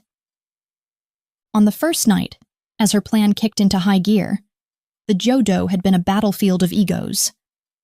Kenji, the ambitious, arrogant captain, was in charge of the 40 tuna trucks, the Faint. He hated the plan. He hated being the diversion, and he hated that he was taking orders from a woman. His reports, delivered via Kaito's secure server, were clipped, resentful, and inefficient. Truck 7 stopped. Police inspection. Bribe paid as instructed. This is a waste of funds, Oyabun. My men could move the real package in half the time. Akira, reading this from her minimalist living room, had snorted in derision. Fool, she'd whispered. She rerouted Truck 12, deliberately sending it into a known checkpoint to be seized. She was creating the noise he was too stupid to understand. On the second night, the night the KS Orion barge was set to make its final, silent run into Osaka, the cypress doors to her penthouse hissed open. Akira didn't even look up. Her eyes locked on the glowing GPS dot of the barge. I'm working. Get out. I find, a low velvet voice rumbled, that I am too. Kaito walked into her domain. He was not in his formal robes. He was not in the casual modern cashmere. He was in a simple gray yukata, a light robe he was clearly wearing in his own private quarters. He was at home. And he had just walked into her room as if it were an extension of his own. He held a bottle of whiskey, a Suntory Hibiki 30-year, a bottle worth more than a car, and 2 crystal glasses. You've been awake for 36 hours, he stated. It wasn't a question. You will burn out. I don't burn out, Kaito, she said, her fingers flying across her K-blade, rerouting a Kurosawa shipment around a typhoon in the South China Sea. I incinerate. She felt, rather than saw, him smile. He didn't interrupt. He didn't demand her attention. He walked, with that fluid, predatory grace, to one of her low-slung Italian armchairs, the one that had a direct view of her, and of the glass wall overlooking the sterile garden. And he sat. He poured 2 glasses. He placed one on the marble table by her elbow. He took the other for himself. And then he simply watched. The silence in the room stretched, but it was not the empty, sterile silence of before. It was a shared, charged, operational silence. The air was thick with it, with the faint scent of old whiskey and the ozone of her electronics. An hour passed. The police, just as she'd predicted, were crowing. Trucks 12, 19, and 24 had been seized. The task force commander was holding a press conference. She had it muted on a small picture-in-picture window. The commander looked proud, smug. He's an idiot, Akira murmured, her eyes on the barge. He's celebrating a victory on a battlefield I invented. Most men are. Kaito's voice came from the shadows. He hadn't moved. He was watching her, his dark eyes intense over the rim of his glass. They see the diversion. They never see the blade. He gestured with his chin to her K-blade. You are just as ruthless with your own company. She looked up, her eyes sharp. You've been watching my screen. I didn't have to. I felt the seismic shift from here. Firing 3 executives, including your father's golf partner, all on the same day. It is beautifully brutal. It's not brutal, she snapped, turning to face him for the first time. The whiskey he'd poured sat untouched, a golden brown offering. Its efficiency. They were dead wood.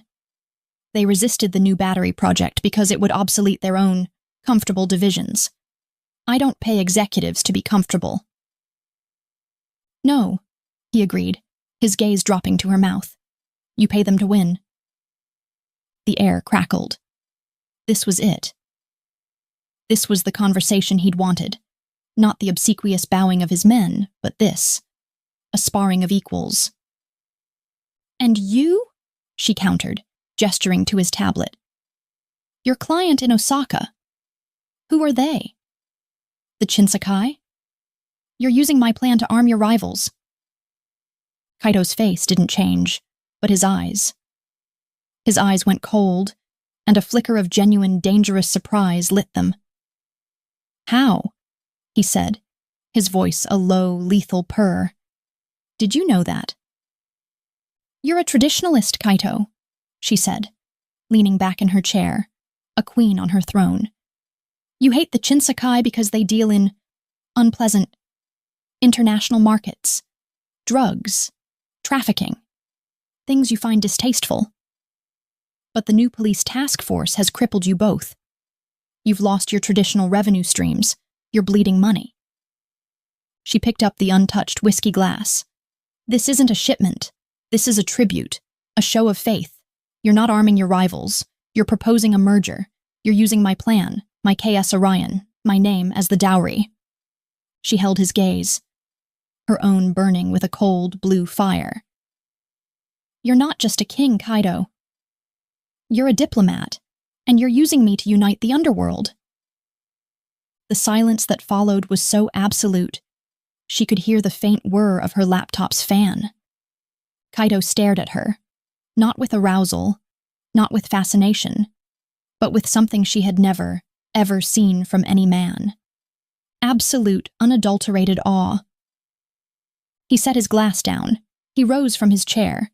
He walked, not to her, but to the glass wall, his back to her, staring out at the moonlit sand.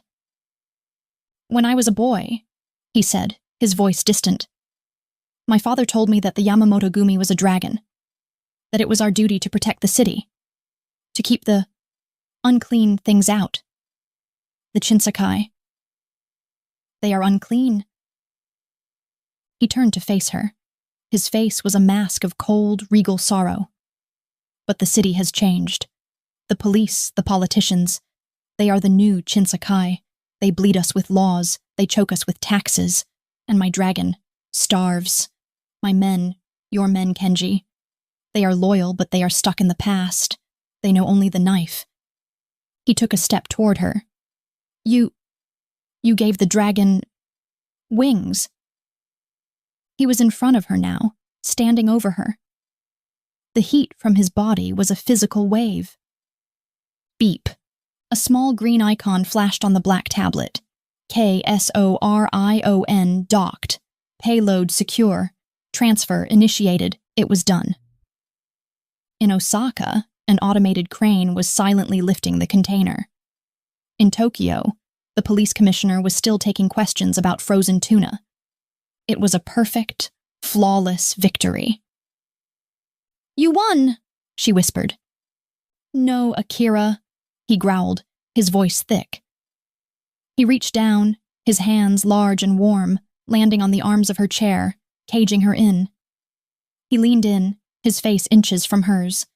The scent of whiskey and sandalwood was intoxicating. We won. His gaze was a physical thing, a hot, liquid fire pouring over her. It traced her hairline, her tired, burning eyes, her parted lips. "Magnificent," he breathed. "You are absolutely magnificent."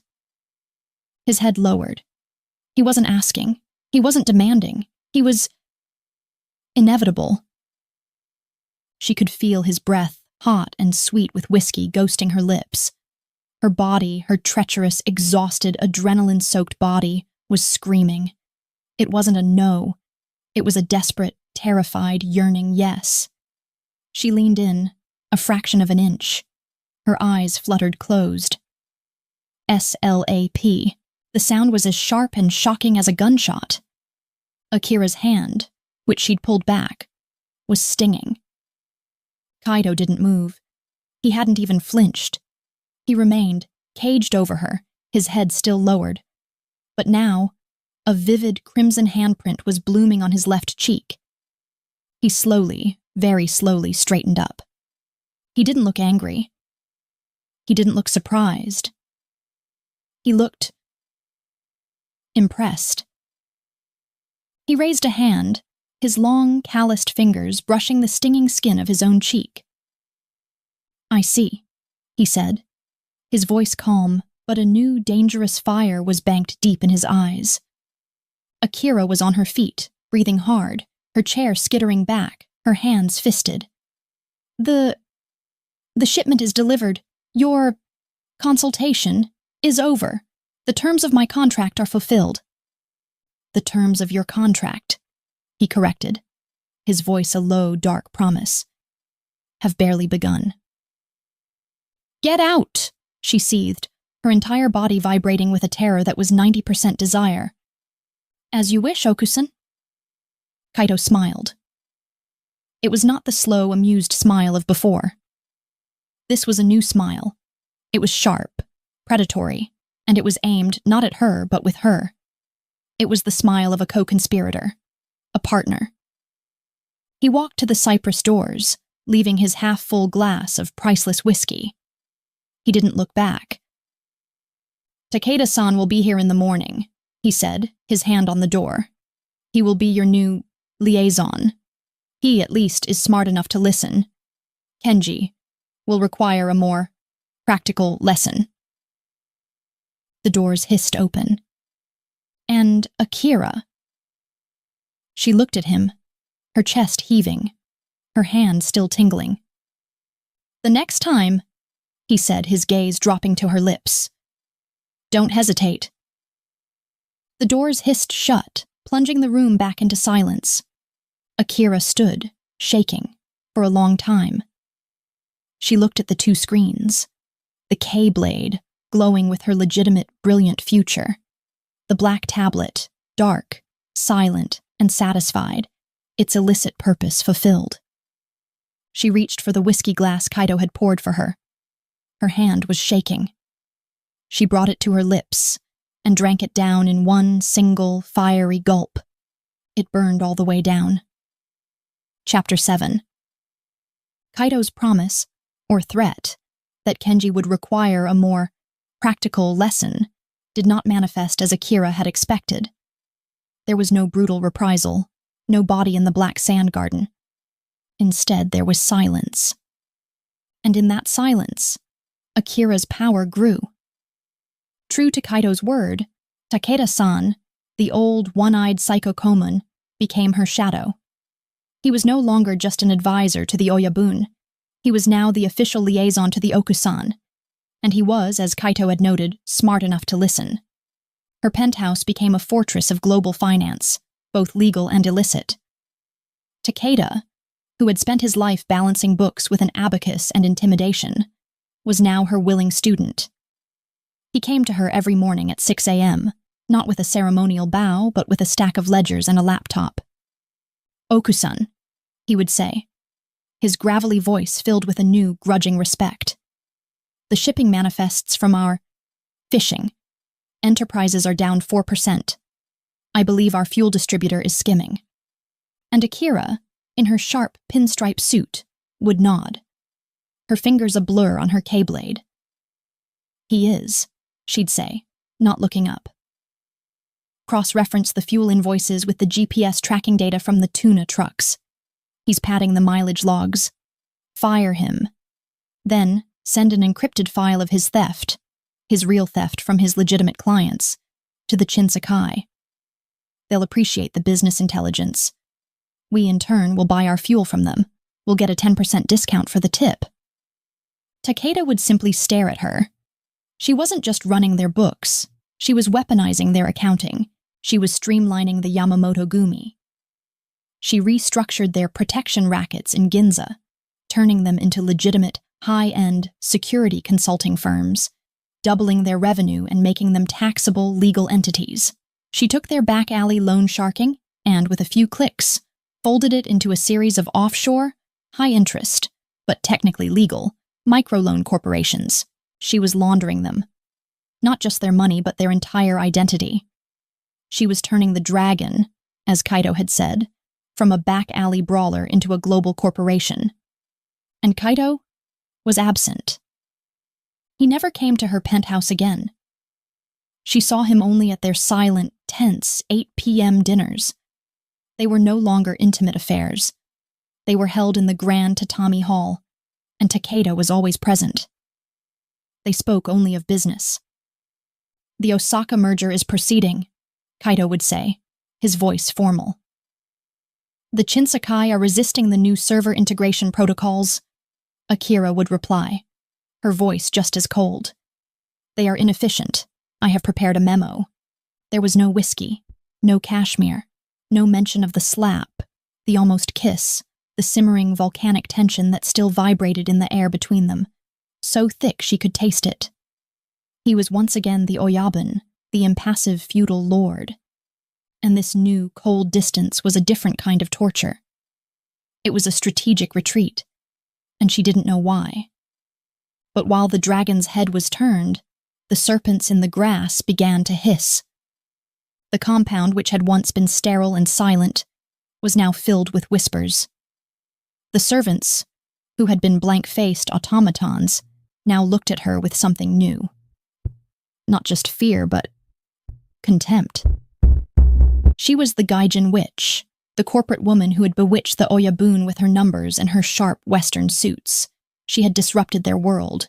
She had, in their eyes, polluted it. And the source of that poison, she knew, was Kenji. He was the one who was feeding the whispers. He, who had been publicly humiliated, forced to drive a truck full of fish while a woman ran the real war, was now regathering his strength. He couldn't fight her with data. She had proven she was a god in that arena. He couldn't fight her with Kaito's favor. She had that in spades. So he would fight her with the one thing she had, and would always despise tradition. The invitation came, not on paper, but as a formal summons from Takeda.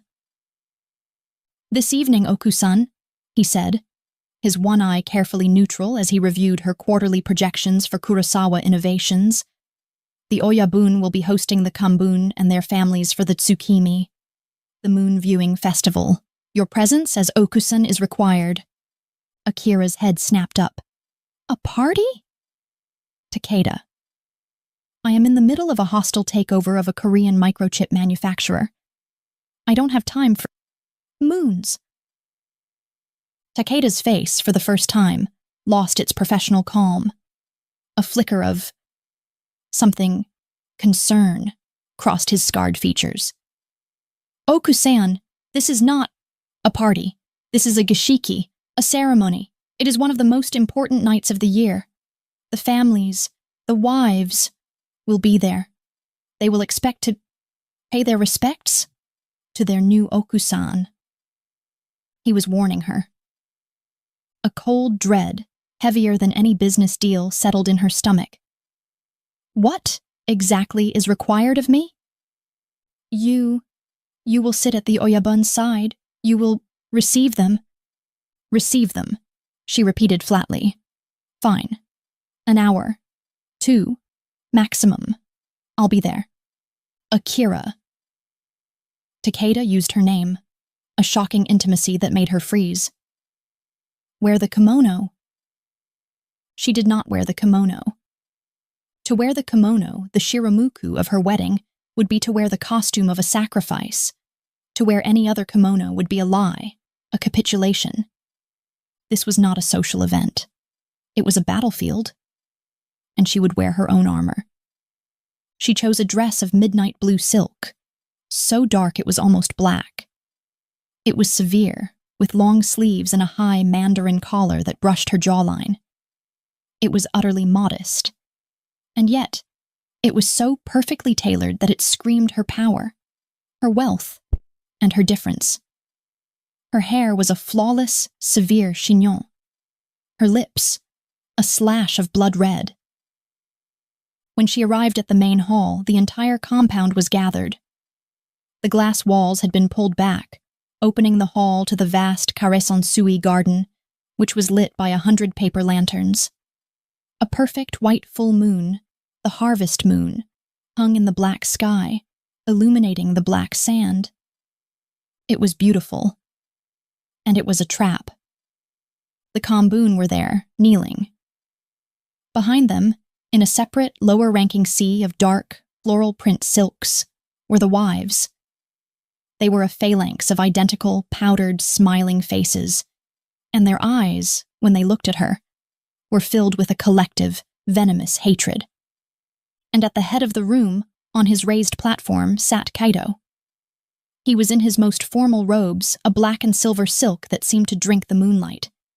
His face was a mask of stone. When she entered, a visible, audible shock went through the room. Her heels clicked on the stone walkway. The dark, western silk of her dress. The red of her lips. She was a walking, breathing insult. She could feel Kenji's gaze, hot and triumphant, from where he knelt. He was on the Oyabun's left, in the position of highest honor. She walked to the platform. She did not kneel. She did not bow. She sat on the silk cushion beside Kaito, a modern queen on a feudal throne. Kaito turned his head. His dark eyes, unreadable, raked over her. He took in the dress, the lips, the unbending steel of her spine. A muscle in his jaw feathered. He said nothing. The ceremony began. It was a stultifying series of bows, of poetic recitations about the moon, of men drinking sake in ritualized, tedious order. Akira felt like a zoo exhibit. She could feel the stares of the women, the true wives, burning into her back. Then Kenji moved. He slid, with a grace she had to admit was impressive, from his spot. He knelt in the center of the hall, before Kaito, and bowed, his forehead touching the tatami. "Oyabun," he said, his voice ringing with a false, pious humility. "On this most auspicious night, when the moon is full and our family is gathered, we are blessed. We are blessed by your strength, and we are curious to be blessed by the wisdom of our new Okusan." Akira's blood went cold. This was it. Kaito inclined his head, his face still impassive. "Speak, Kenji." "For centuries," Kenji said, his voice rising, "the mistress of this house, the Okusan, has been the heart of our family. She is the one who binds us, the one who understands our traditions, the one who teaches them to the next generation." He looked up, his sharp, handsome face a mask of false concern, and he looked, not at Kaito, but directly at Akira. "We are confused, Okusan," he said, the politeness of his words belying the venom in his tone. "You come to us with new ways of numbers and computers. They are very strong," he spat the word. "But this is our way." He gestured to the kneeling wives. "Today, 2 of our sisters had a dispute, a disagreement over their husband's honor, a traditional, deeply personal matter. It is a matter for the Okusan to solve, as is our way." He smiled, a sharp, white flash of a wolf's smile. "Okusan, we humbly ask you, teach us, show us your wisdom, settle this dispute, as our queen." The entire room, all 50 people held their breath. It was a perfect, inescapable trap. She couldn't solve it. She didn't know the rules, the traditions, the intricate, backstabbing politics of the Yakuza wives. Any decision she made would offend one side, or worse, break a centuries-old protocol she didn't even know existed. She would prove in front of everyone that she was unfit. A gaijin in a silk dress. And if she refused, if she said, "I don't know," or "I don't care," she would be committing the ultimate act of disrespect. She would be spitting on the title Kaito had given her. Kenji's eyes were glittering with triumph. He had her. Akira sat, her spine rigid, the silence of the room a suffocating weight. She could feel Kaito's presence beside her, a mountain of silent, watchful expectation. He would not save her. This was her test. She looked down at Kenji kneeling before her. She looked at the two wives he had indicated, two older women who were now staring at her, their faces pale with fear and anticipation. She took a slow, deep breath. And then she did the one thing he never expected. She laughed. It was not a giggle. It was a cold, sharp, derisive sound that echoed in the horrified, sacred silence. "A dispute?" she said, her voice carrying, crisp and clear, to every corner of the hall. "You are asking me, the CEO of Kurosawa Innovations, who is currently managing a 300 billion yen hostile takeover, to settle a disagreement between two housewives about their husbands' feelings." She stood up. Her dark silk dress fell around her like a shadow. She was now towering over them all, a goddess of the moon, cold and magnificent and terrible. She looked down at Kenji, and her smile was gone. "You," she said, her voice dropping to a lethal, quiet hiss, "are a captain of the Yamamoto Gumi. Your men, as you call them, are out there driving trucks. My trucks. On my routes. Generating my revenue." She took a step, her heel clicking on the stone. "And you are in here, on your knees, wasting my time, and the Oyabun's time, with gossip." She turned her gaze, sweeping it over the Kambun. "You are all wasting your time. You are here, viewing a moon, while your empires, the ones I am building, are under attack from every government in the world." She looked back at Kenji. "You want my wisdom, Kenji-san? Here it is. Get up off your knees, stop whining about tradition, and go, do your job." The silence was no longer respectful. It was a vacuum, a void of pure, unadulterated shock. She had done it. She had not just broken protocol. She had not just disrespected tradition. She had taken their sacred, centuries-old gishiki, their families, their honor, and their traditions, and she had called them, to their faces, a waste of time. Kenji was on his feet. His face was no longer triumphant. It was a mask of pure, murderous, incoherent rage. His hand was once again on the hilt of his tanto. "You honor," he hissed, the word woman a vile curse. "You dare."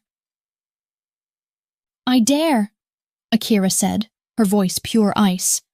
"And you will stand down, or I will have Takeda-san audit your expense reports. I am quite sure I will find discrepancies that the Oyabun will find very traditional." It was a direct, corporate, and utterly brilliant threat. She was using her power, not his. Kenji froze. The blood drained from his face. He was trapped. And now. Every eye in the room turned to the one man who had not spoken. Kaito.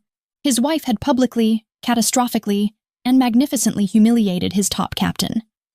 She had, in one breath, declared herself the true power, and his traditions obsolete. Kenji looked at his Oyabun, his face a mask of desperation. He was pleading. He was the loyal one. He He was the one who respected the old ways. Akira, her chest heaving with adrenaline, also looked at him. She had just bet her entire life, her contract, her very existence, on the fact that he was the man from the war room, not the man from the shrine. Kaito sat, his face as unreadable as the moon. He had not moved. He simply watched. Slowly, deliberately, he raised his closed fan. The room held its breath. He tapped it once against his palm. "Kenji," he said. His voice was not loud. It was not angry. It was a low, calm, and utterly terrifying rumble. "You heard your queen." He tapped the fan again. "Go. Do your job." Chapter 8. The silence that followed Kaito's judgment was not a void. It was a physical, crushing weight. Kenji, his face a mask of sheet-white apoplectic rage, was frozen. His hand was still on his tanto.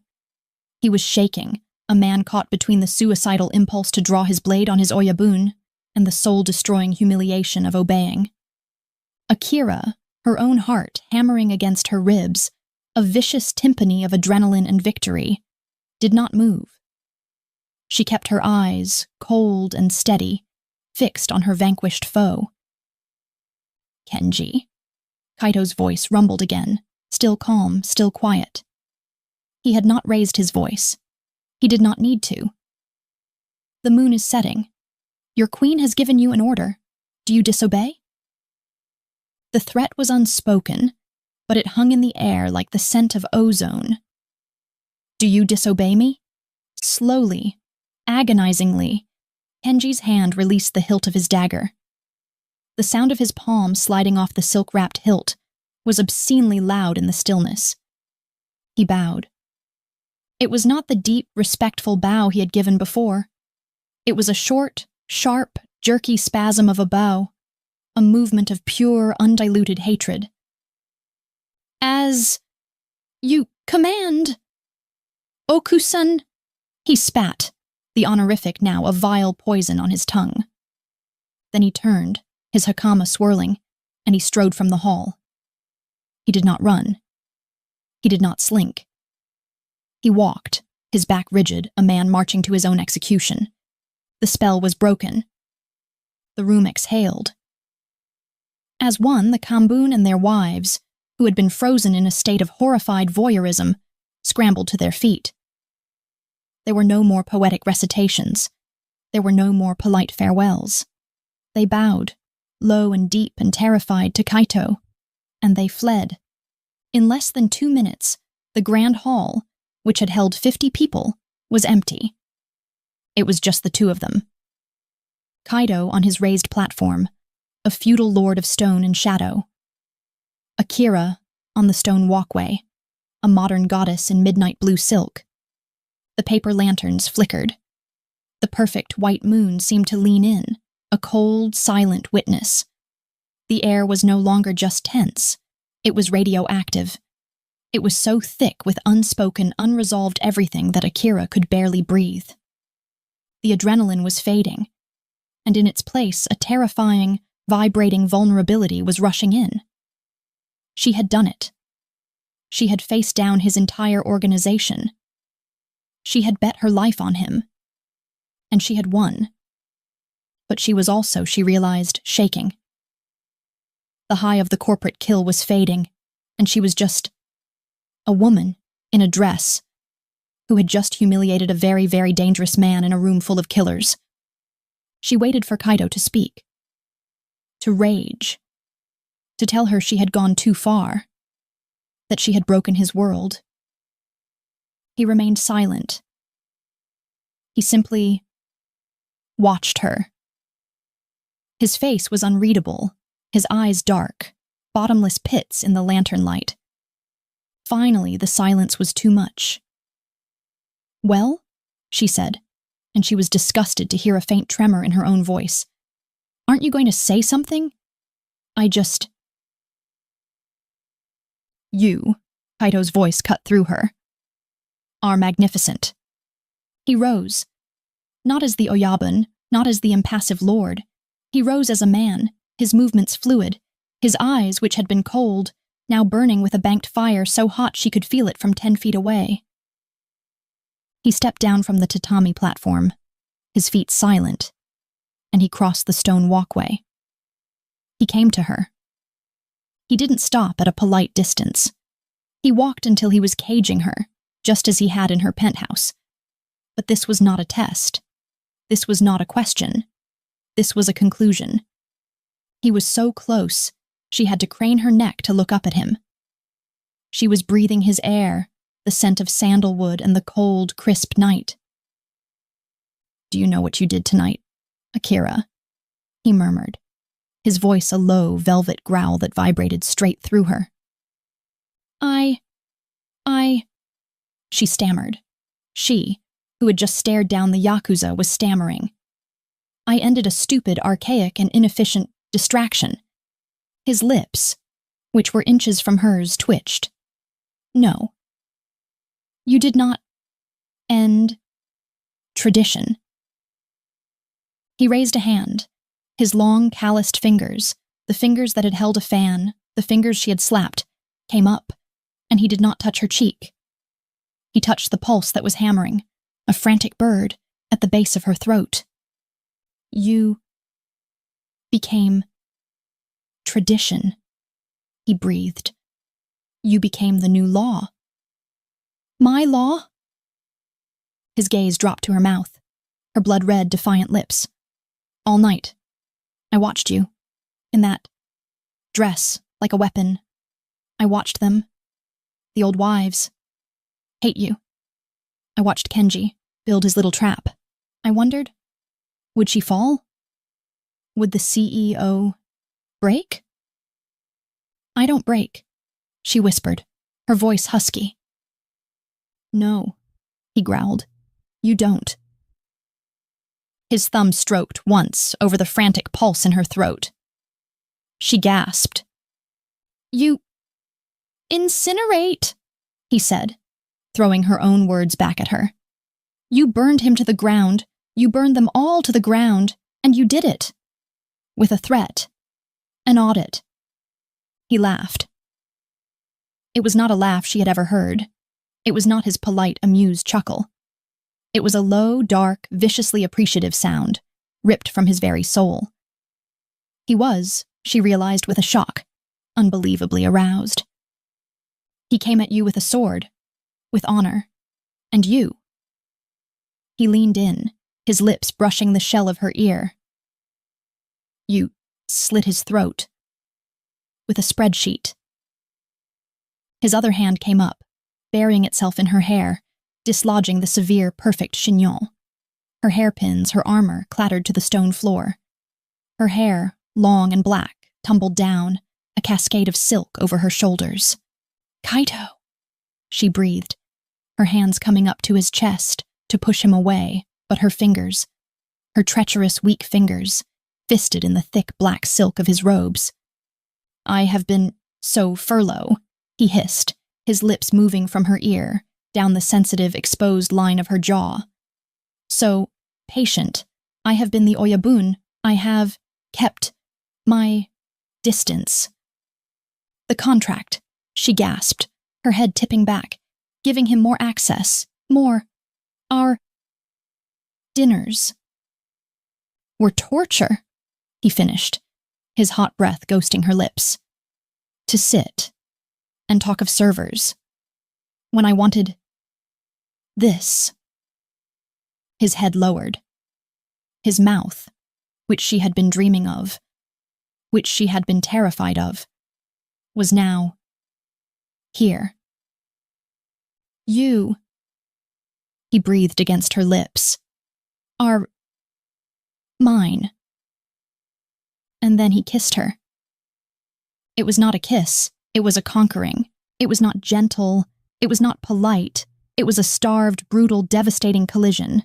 It was all the unsaid words, all the tension from the war room, all the heat from the slap, all the fury and awe from the moon viewing, all rolled into one single, all-consuming act of possession. His mouth was demanding, his lips hard, and she met him with equal force, She was not a sacrifice. She was not a victim. She was a queen. And she kissed him back, her fingers clawing at his robes, pulling him closer, harder. He tasted of sake and power and a darkness that she, for the first time, realized she was not afraid of. She was part of.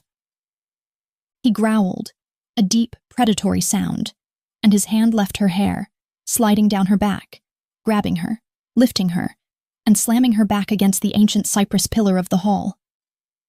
The wood was hard against her spine, but his body was harder. A wall of muscle and heat, pinning her, claiming her. He broke the kiss, only to trail his mouth, hot and open, down her throat, to the pulse that was now his. Mine, he growled again, his teeth grazing her collarbone. Oyabun! The voice was a cracked, terrified whip, slashing through the night. Kaito froze. His entire body went rigid. He didn't lift his head from her neck. He just stopped. The silence, filled with his harsh breathing and her own, was absolute. Takeda, Kaito finally rumbled, his voice a lethal, low-octave promise of death for the interruption. He lifted his head. His eyes, when they met hers, were not the eyes of a CEO or a Yakuza boss. They were the eyes of a dragon, molten and black and full of fire. His lips were wet from hers. Her red lipstick was smeared, a bloody, beautiful wound across his mouth. Oyabun! Takeda's voice was closer now, desperate. It is Kenji! He is at the main gate. He is trying to incite the guards. Kaito let out a breath, a hiss of pure, unadulterated fury. He looked at Akira, at her ruined hair, her swollen red lips, her heaving chest. Then he smiled. It was the most terrifying smile she had ever seen. He did not release her. He slid his hand from her back to her hand. He linked their fingers, a chain of iron. Then, he said, his voice calm again, let us go and audit him. He did not let go of her hand. He did not let her fix her hair. He pulled her, his queen, his consort, his partner in war, through the moonlit hall, past the terrified Takeda, and out into the main courtyard. The gate was, as Takeda had said, in chaos. Kenji was there, his tanto now drawn. He was not alone. He had 3 or 4 guards, young, traditional, stupid, who were loyal to him. He has polluted us, Kenji was yelling, his voice cracked with sake and rage. He has let a gaijin on a spit on our traditions, on our families. Are you men, or are you her accountants? And then he saw them. He saw Kaito, his oyabun, his formal robes slightly askew. And he saw Akira, her hair undone, her dress rumpled, her lips swollen and smeared. And he saw Kaito's hand, holding hers. And in that one, single, horrifying moment, Kenji understood. He hadn't just lost an argument. He hadn't just been humiliated. He had been replaced. You, Kenji whispered, his face going from red to a ghostly sallow white. You defiled Kenji-san. Akira's voice, cold and sharp as a shard of ice, cut through the night. She stepped forward, pulling Kaito's hand with her. She was in charge now. Takeda-san, she called, not looking back. The tablet. The discrepancy file we prepared. Takeda, his face grim, rushed forward, holding out Kaito's black tablet. No, Akira said. My K-blade, the legal one. Takeda's one eye widened. He fumbled, but produced her sleek corporate laptop. Akira took it. She walked, Kaito still linked to her, a silent, dark shadow of power, until she was standing in front of the disgraced, armed captain. She opened her laptop. She did not flinch from the drawn blade. You are right, Kenji, she said, her voice echoing in the courtyard. I am not a Yakuza. I am a CEO. She turned the screen so he could see it. It was a spreadsheet. A very, very long one. "You have been a captain for 4 years," she said, her voice a cold, clinical monotone. "In that time, you have skimmed 7.4% of all revenue from the Ginza security firms. You have lost 3 tuna trucks, which, I have just confirmed, were sold, empty, to a scrap dealer in Saitama. You have been paying 3 ghost employees, your mistress, your brother, and your dead cousin, for 2 years. She scrolled. "In short, you are not a traditionalist. You are not honorable. You are a thief, and a very, very stupid one." Kenji looked at the spreadsheet. He looked at Kaito. Kaito's face was impassive. "I am efficient," Akira continued. "And you are deadwood. You are a liability, and I hate liabilities." She snapped the laptop shut. Kenji choked. He raised his tanto. He was a cornered animal. I will. "You will nothing," Kaito said, his voice finally booming with the full, unchecked power of the Oyabun. "You have stolen from my family. You have threatened my queen." Kaito stepped in front of Akira, shielding her. He was unarmed. He did not need a weapon. "You are no longer Yamamoto Gumi," he declared. "You are nothing. Takeda, send this audit to the Chinsakai and to the police. Let them fight over the scraps." This was the brutal finality. Not a sword, not a bullet. He was destroying him. With paperwork. Kenji let out a sound. A high, thin animal wail of pure despair. He had lost everything. His honor, his money, his name, his life. He looked at Kaito. He looked at Akira, the Gaijin witch who had destroyed him with a laptop, and with a final scream he turned the tanto and plunged it into his own gut. He fell, his body a crumpled mess on the courtyard stones, at the feet of his queen. Akira did not scream. She did not look away. She simply watched. Kaito looked down at the body. He looked at his men, who were frozen in terror. Then he looked at Akira, her face pale in the moonlight, but her eyes were hard, unflinching. He took her hand, the one that was not holding the laptop, and he brought it to his lips. Not her hand, her knuckles, a kiss of a vassal to his lord.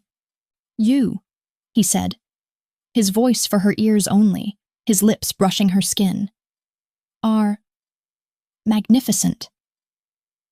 He pulled her, his partner, his equal, his queen, away from the body and back into the shadows of his house.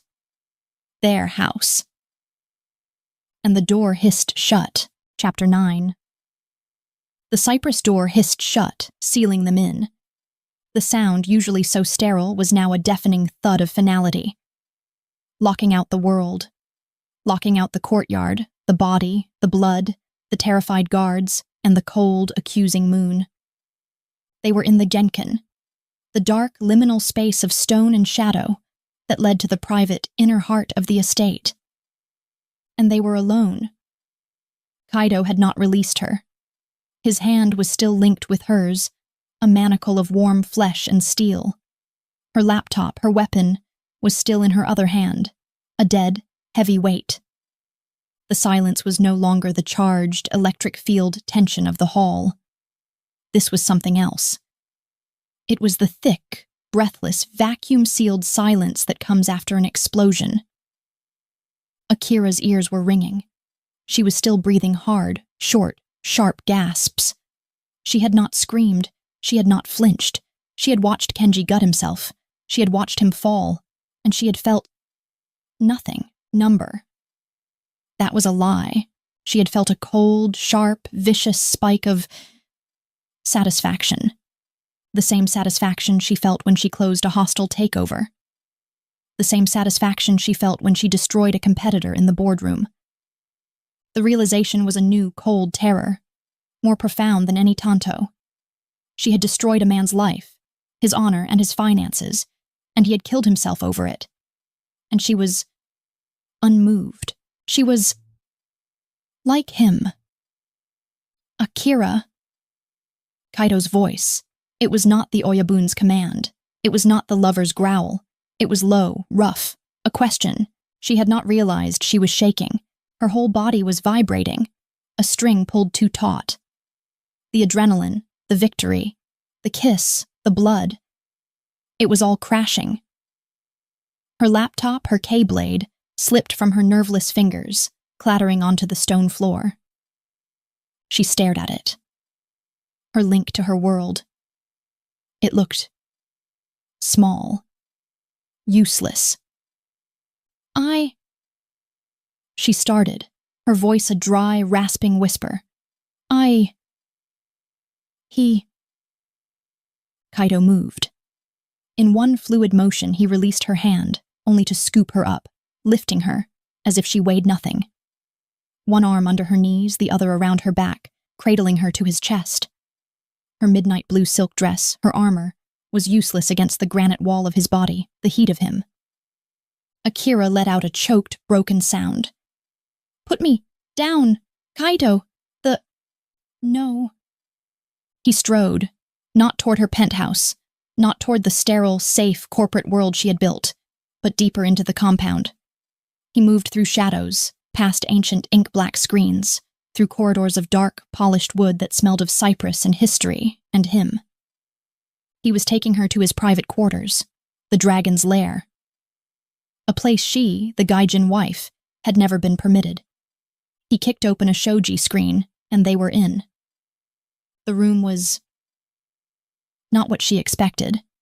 It was not the sterile, empty museum of the rest of the house.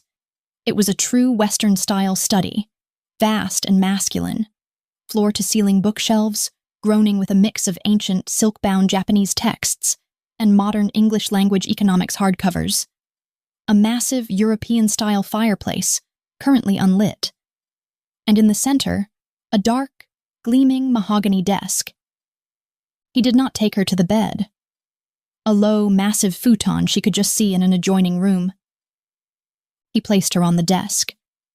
He sat her on the cool, polished wood, his hands on her waist, and he stood between her legs, which were now dangling, her heels brushing the priceless rug. He had, once again, caged her. But this was not the penthouse. This was not the hall. This was his. He was still in his formal robes. She was still in her ruined, rumpled dress. Her hair was a wild, black silk curtain around her. His lips were still stained with her lipstick. "You are shaking," he stated. His voice was thick. I just watched a man die," she whispered, her voice trembling. I killed him." "No," Kaido said, his voice a low, dark caress. He raised his hands, his large, warm palms coming to rest, not on her body, but on her face. He cupped her jaw, his thumbs stroking the sharp, defiant line of her cheekbones. His gaze was a physical weight, pinning her, holding her. "You did not kill him," he murmured, his eyes searching hers, molten and black. "You revealed him. His honor was a lie. His tradition was a shield for his greed. You held up a mirror, Haim. Princess." He could not live with what he saw. That. His thumbs brushed her lower lip, which was swollen from his kiss. "That is not your sin. That is his." She stared at him, her heart hammering. He was absolving her. He was not disgusted. He was not horrified. He was proud. "You," she breathed. You're not." "I am in awe," he growled, and the fire in his eyes, the banked, molten heat, was back. "All my life, I have been the dragon. I have been the Kaido. I have been alone. My men, and they follow, with fear or with a stupid honor, like Kenji." He leaned in, his forehead coming to rest against hers. She could feel the heat of his skin, the faint, clean scent of his hair. And then, you, he hissed. You who sees spreadsheets. In war. You who is ruthless. In a way I have only dreamed of. You are my equal. This was it. This was the true confession. Not, you are mine, but you are like me. Akira felt a crack go through her. The Ice Queen, the CEO, the woman who had built a fortress of steel and numbers around her heart, cracked. A single hot, impossible tear escaped her left eye, tracing a path down her cheek. Kaido's thumb, his rough, calloused, Yakuza thumb, moved and wiped it away. He kissed the path of the tear. A soft, reverent, devastating kiss. No, she whispered. Kaido, don't. Why? He breathed against her skin. The contract, he said, pulling back, just enough to look at her, is a piece of paper. This. He placed his hand, his large, warm, killer's hand, flat over her heart, which was thundering against her ribs. This is truth. He slid his hand from her heart, down her ribs, to the zipper on the side of her silk dress. Her breath hitched. Kaido, tell me to stop, Akira, he murmured, his eyes locked on hers, the fire in them now a raging inferno. Tell me you do not burn for this. Tell me you did not feel what I felt when I kissed you. She couldn't. She couldn't. Because she was burning. She was an inferno. She had been from the moment she'd slapped him. She was starved for this, for him, for the one man on earth who was not afraid of her, who was not intimidated by her, who saw her ruthlessness and called it magnificent. Her treacherous, weak, wanting hands, which had been fisted on the desk, came up. And just as she had in the hall, she fisted them in his robes. But this time she did not push. She pulled. It was all the answer he needed. A low, vicious, triumphant sound ripped from his throat, and his mouth was on hers. The first kiss had been a war. This was a surrender. This was a merger. His lips were no longer brutal, but they were consuming. He kissed her with a slow, deep, devastating thoroughness that was designed to unmake her. He kissed her, and she was kissing him back, her mouth opening, her body, her treacherous, brilliant body, arching into his, demanding more. The zip of her dress was a sharp, hissing sound in the quiet. His hands were everywhere. They were on her skin, on the bare, hot silk of her back, and his touch was not the rough, calloused touch of a killer. It was the broad, warm, knowing touch of a lover. He broke the kiss, his breath hot and ragged against her ear. Akira, of the dress, her midnight blue armor, pooled at her waist. She was in his study, sitting on his desk, in nothing but a black, ridiculously expensive, ridiculously useless lace bra. He pulled back, just to look at her. His eyes, molten and black, raked over her. The pale, perfect skin, the black lace, the hard, dark points of her nipples, visible through the fabric. God, he breathed. You are built. Kaido, she hissed, a command, and she grabbed his head, her fingers burying in his thick black hair, and pulled his mouth down. She was done. She was done being a CEO. She was done being an Okusen. She was his. She arched, and his mouth, his hot, wet, open mouth, closed over her breast, right through the lace. A scream, sharp and pure and not corporate, was ripped from her throat. It was a sound she had never made. He was devouring her. He was unmaking her. He was remaking her. He was merging with her. His robes were a cumbersome, useless barrier. She was clawing at them, at the obi, the sash, trying to get at him. He laughed, a low, thick, throaty sound, and he lifted his head. "Eager! Heim!" "Shut up," she seat, her voice a raw, husky thing she didn't recognize. "Shut up." And she kissed him, a hard, biting, angry kiss, a kiss that said, "I will not be second." And he loved it. He roared, a low, triumphant sound, and he fumbled. The Oyabun, fumbled with his own obi, tearing it off, his robes falling open, revealing the dragon. His chest was magnificent, a broad, tanned, sculpted canvas of power, and, coiling from his heart, over his left shoulder and down his arm, was the dragon, the Irizumi, the blue-black, scaled, ancient, and terrifying tattoo of his family. He was beautiful. He was a monster. He was hers. He took her, right there, on his desk. He lifted her, his hands on her bare hips, and he merged with her. There was a sharp, brief, white-hot flash of pain, the tearing of a contract, a seal, a life, and she cried out. He froze. "Akira! Don't you dare! Stop!"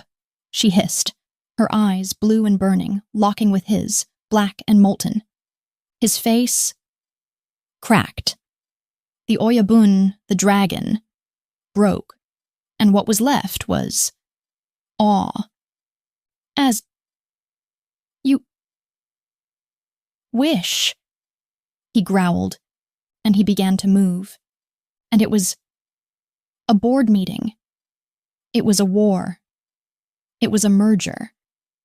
It was a conquest. It was everything. It was theirs.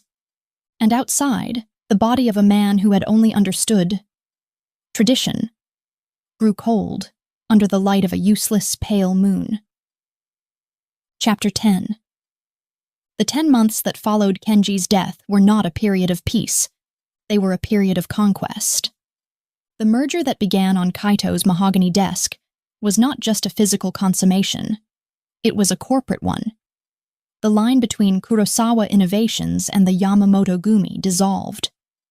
The line between Akira, the CEO, and Akira, the Okusen, vanished.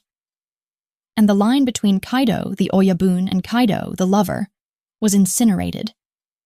They were, in a word, terrifying. Akira's penthouse war room was abandoned. She moved, not into the master bedroom, but into Kaido's private quarters. Her K-blade sat next to his 400-year-old katana display. Her pinstripe suits hung next to his formal hakama. His study, the place of their first, true merger, became the epicenter of a new, global empire. Mornings were not spent with coffee. They were spent on his futon, a tangle of limbs and rumpled, priceless silk sheets, their bodies slick with sweat, the air thick with the scent of sex and sandalwood.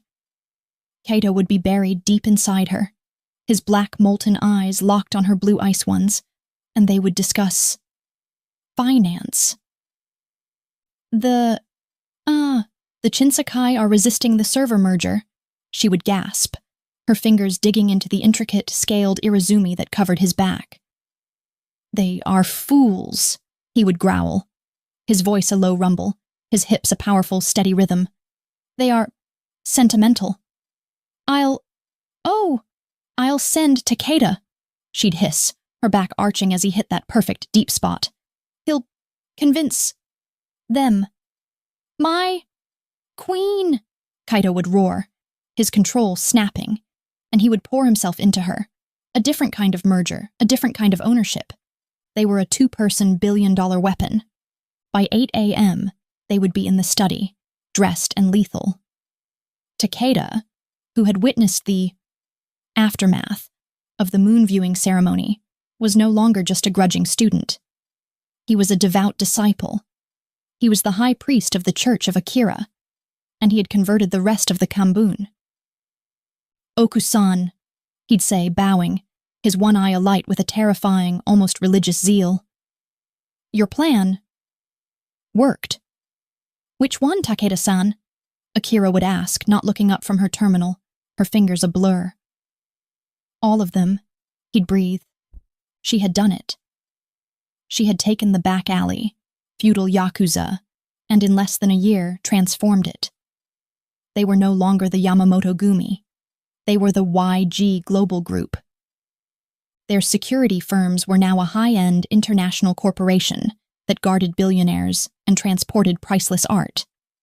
Their logistics, formerly smuggling division, now legally managed 30% of Tokyo's shipping. Their high-interest loans were now a publicly traded, wildly successful fintech venture. She hadn't just laundered them, she had legitimized them. She had made Kaido Yamamoto, the dragon of Shinjuku, not just a boss, but a tycoon. He was on the cover of Forbes Asia, his face a mask of dark, handsome power, his past a rumored and romanticized link to Japan's feudal history. And Akira, his Okusan, was the shadow CEO. The Gaijin witch. The one they really feared, the one who, with a single keystroke, had destroyed Kenji and a dozen other inefficient captains. The old, muttering wives were gone, replaced by a new, terrified respect. She was not just a queen, she was the queen. And in all that time, in all those months of war and profit and nights of soul-searing, earth-shattering passion, they never, ever spoke of the contract. It was the one, single, unaudited liability on their perfect balance sheet.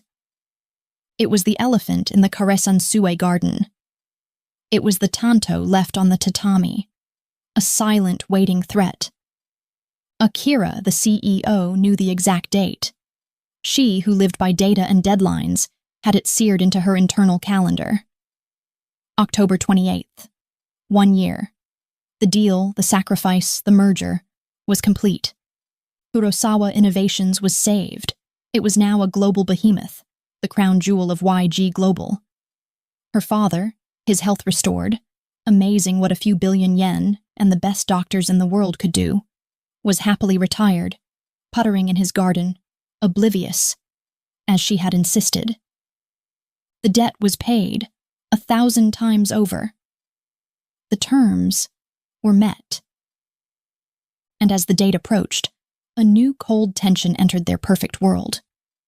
Kaido, who had become her shadow, her other half, the man who couldn't seem to go an hour without touching her, without his hand on her waist, her back, her hair.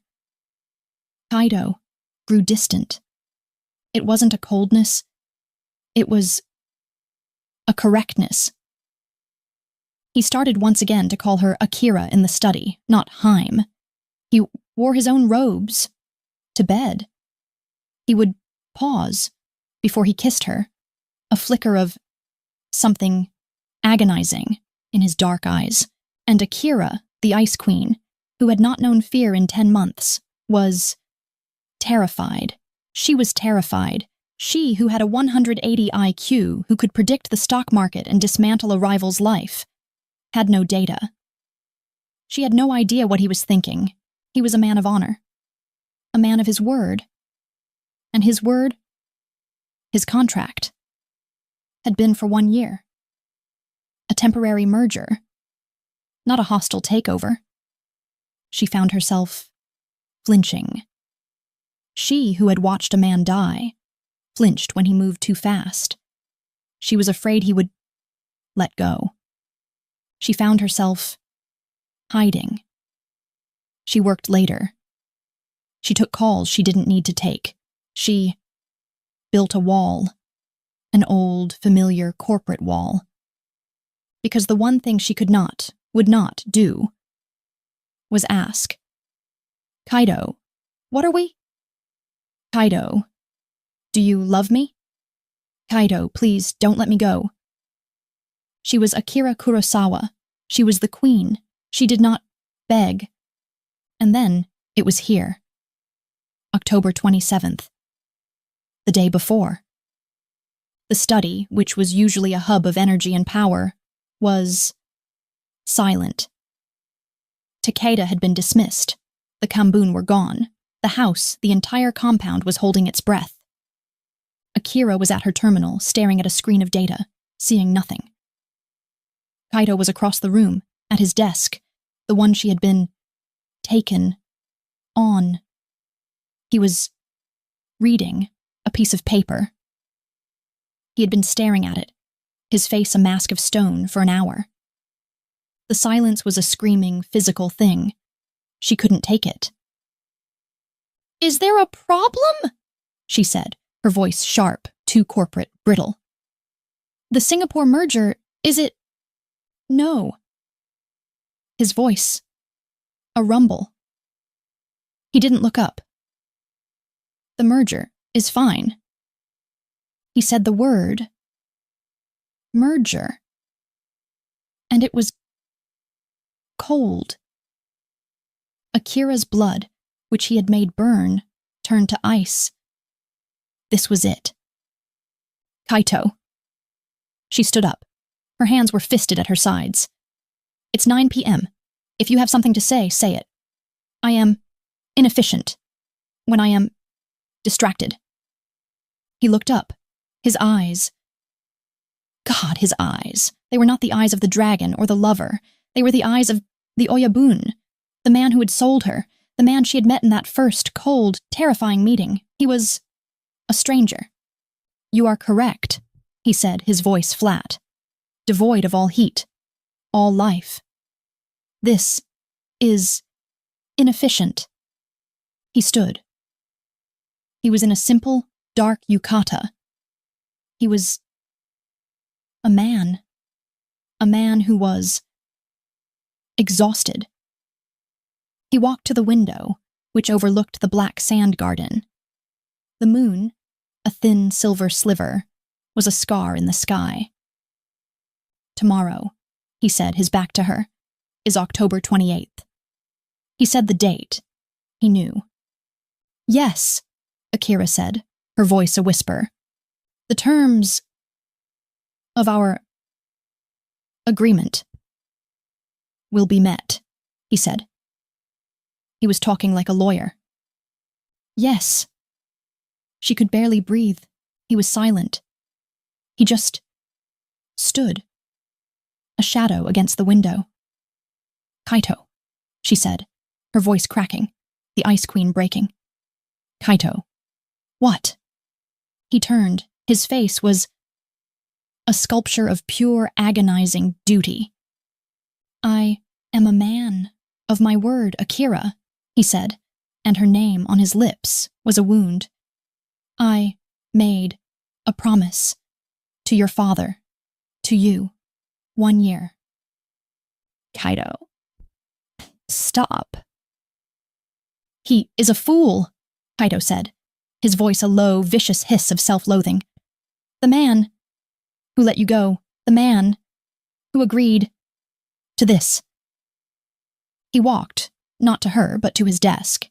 He picked up a single black lacquered box.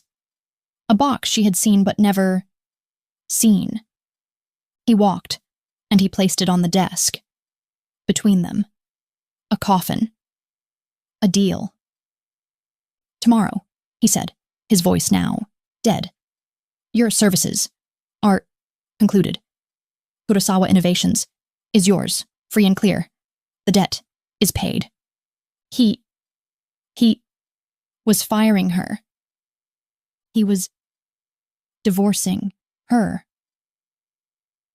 He was honoring the contract. "Akira," he said, and his voice broke.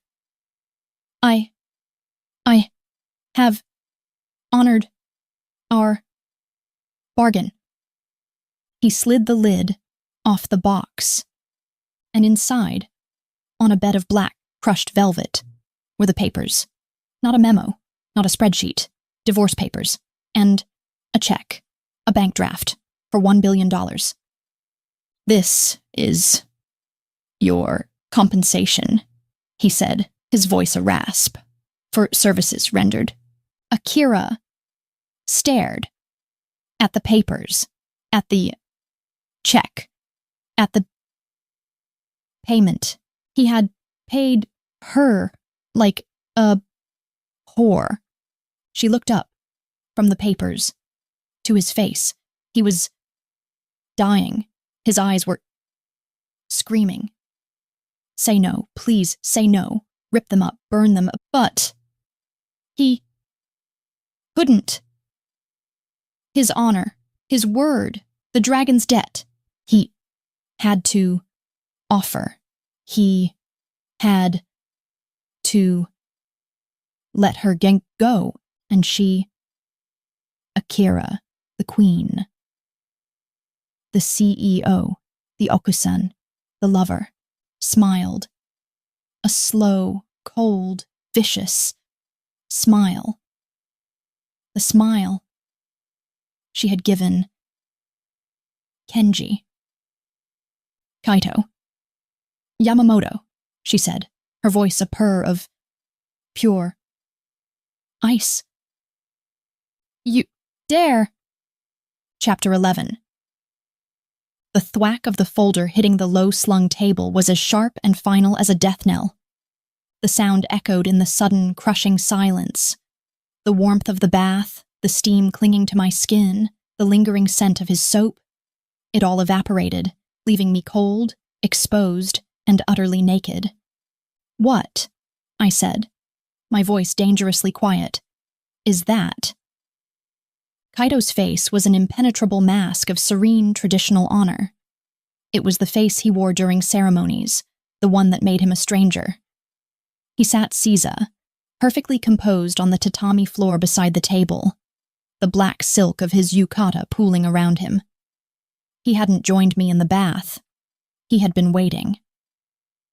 It is what we agreed upon, he said, his voice a low, level baritone. The terms of our contract. My heart, which had been beating a heavy, languid rhythm from the heat and the kiss, seized in my chest. I stood, water sluicing from my body onto the priceless cedar floor, making no move to cover myself. I let him look. I dared him to. If he was going to do this, he would do it while seeing exactly what he was discarding. I see, I said, the words like ice chips. I stalked from the bathhouse, past him into the bedroom.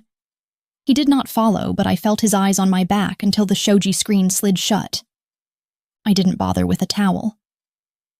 I went straight to the wardrobe and pulled on a silk robe, my hands shaking not from cold, but from a rage so pure and white-hot it threatened to blind me. I cinched the belt tight, a warrior arming herself. When I slid the shoji open, he was still there, exactly as I had left him, a statue of infuriating, honorable stillness. I walked to the table and flipped open the folder. My blood turned to ice. It wasn't just divorce papers. Inside was a portfolio, thick and meticulously organized. A new charter from Miyamoto Industries, severing all ties, direct and indirect, from the Yamamoto Gumi. A deed, transferring full ownership of a luxury penthouse in the Shinjuku Park Tower, the one I had once coveted. A bank-certified transfer slip for a sum of money that made my head spin, not just my family's debt, but 10 times that amount.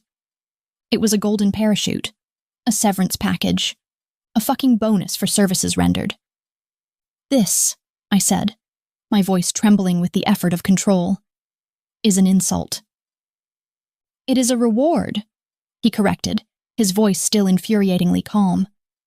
A recognition of your contributions. Your strategies have increased the Gumi's legitimate profits by 40%. Your management of the ports has been... He paused, searching for the word. Revolutionary. This is what you have earned. It is Seika. True payment. Payment. The word struck me like a physical blow. All this time, the strategies, the late-night battles over logistics, the arguments, the shared victories, the kiss in the garden, the fire in his eyes when he defended me, the heat of his body in the bath. To him, it was all just a job, a performance review. And I apparently had been employee of the fucking year. You think you can pay me for this? I whispered, the rage so immense it left no room for air. You think this was a merger? An acquisition? It was a contract, he said, his eyes finally meeting mine. The calm in them was what broke me. There was no turmoil, no regret. Just the serene, implacable finality of a man honoring a deal. He was proud of this. The year is not over, I hissed. It is close enough. I will not hold you a day longer than necessary. You are free, Akira. Your company is clean. Your family is safe. The debt is paid. My promise is kept. He had kept his promise. Every word. He had given me everything I'd wanted when I first walked into his office. So why did it feel like he was gutting me with a tanto? You absolute honor-bound traditional fool, I spat. I snatched the folder, the weight of my freedom heavy in my hands. You think this is what I want? It is what you negotiated, he said, a flicker of confusion finally breaking his composure. It was the price for your freedom. I am paying it. And what about your price, Kato? I stalked toward him. He finally rose to his feet, a towering shadow in the lantern light. We were nose to nose, the heat from his body radiating against the damp silk of my robe. My price is irrelevant, he said, his voice going rough. Bullshit. I jabbed a finger into the hard muscle of his chest, right over the dragon's heart.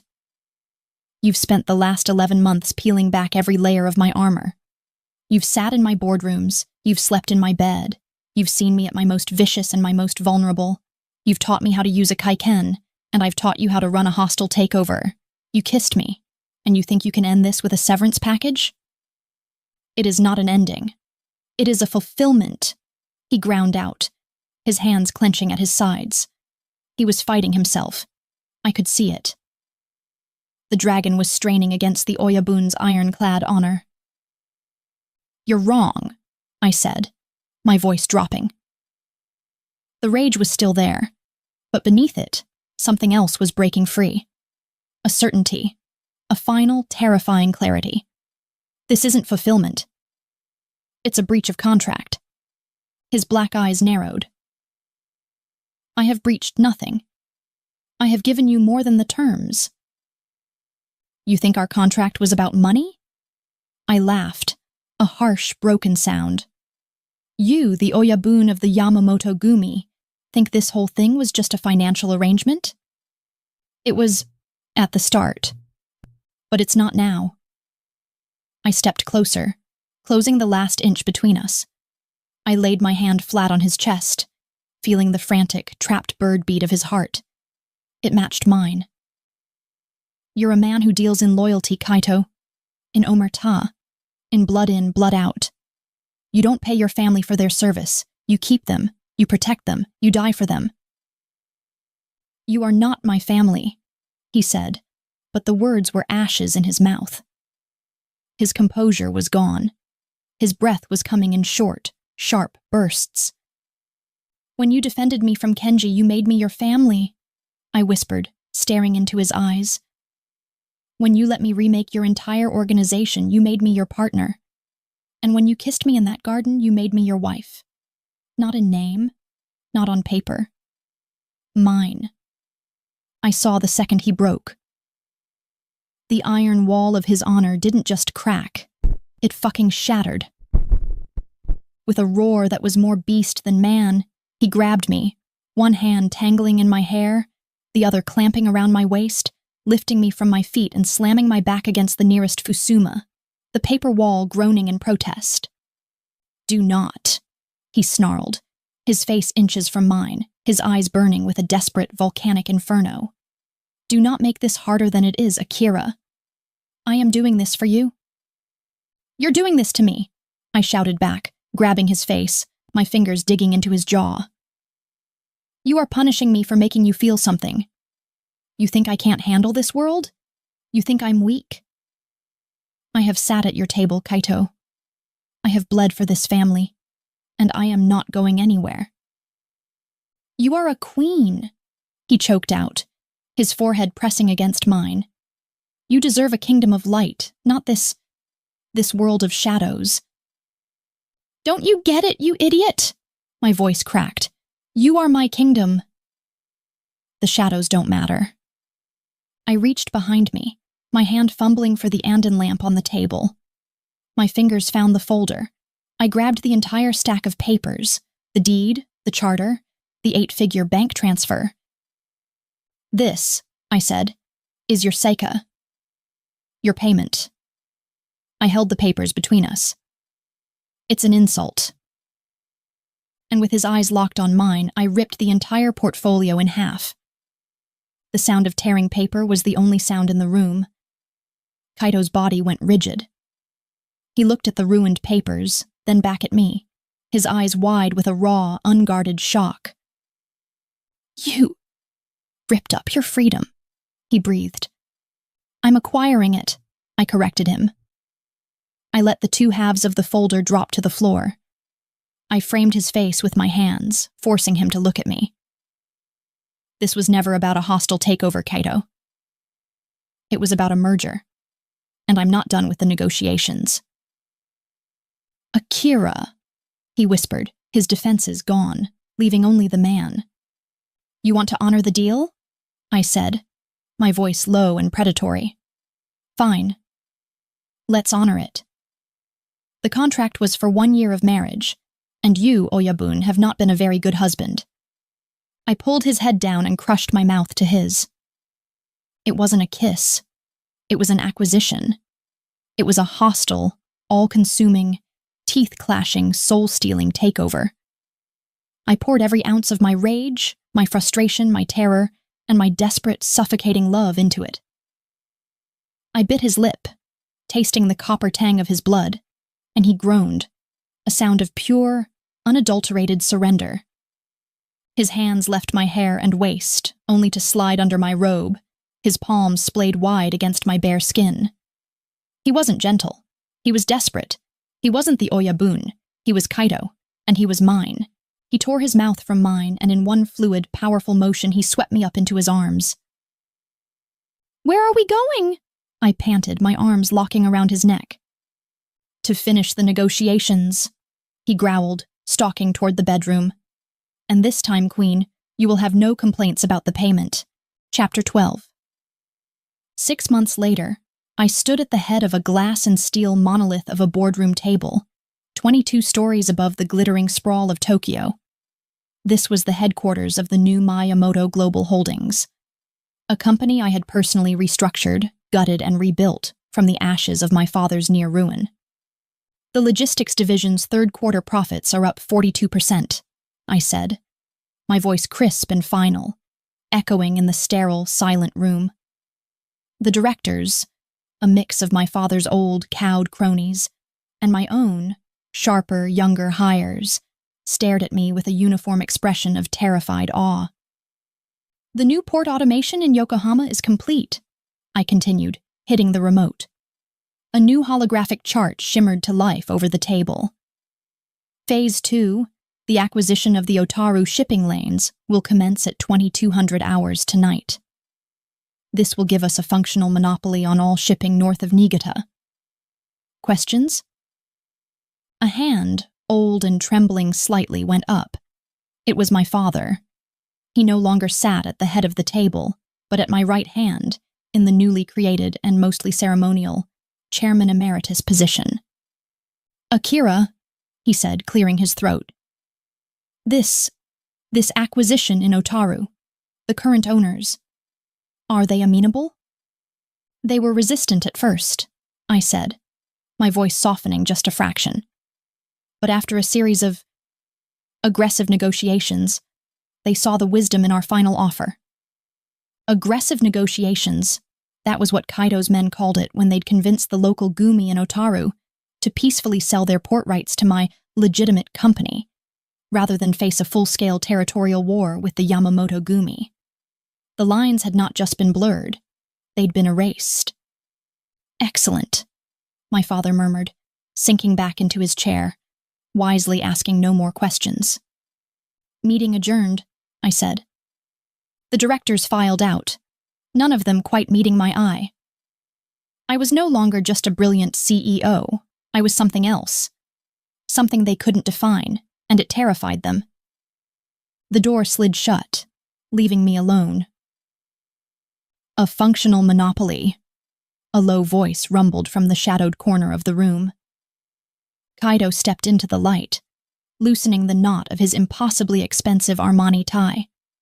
He had been there the entire time, silent, watching from an alcove I'd had built specifically for him.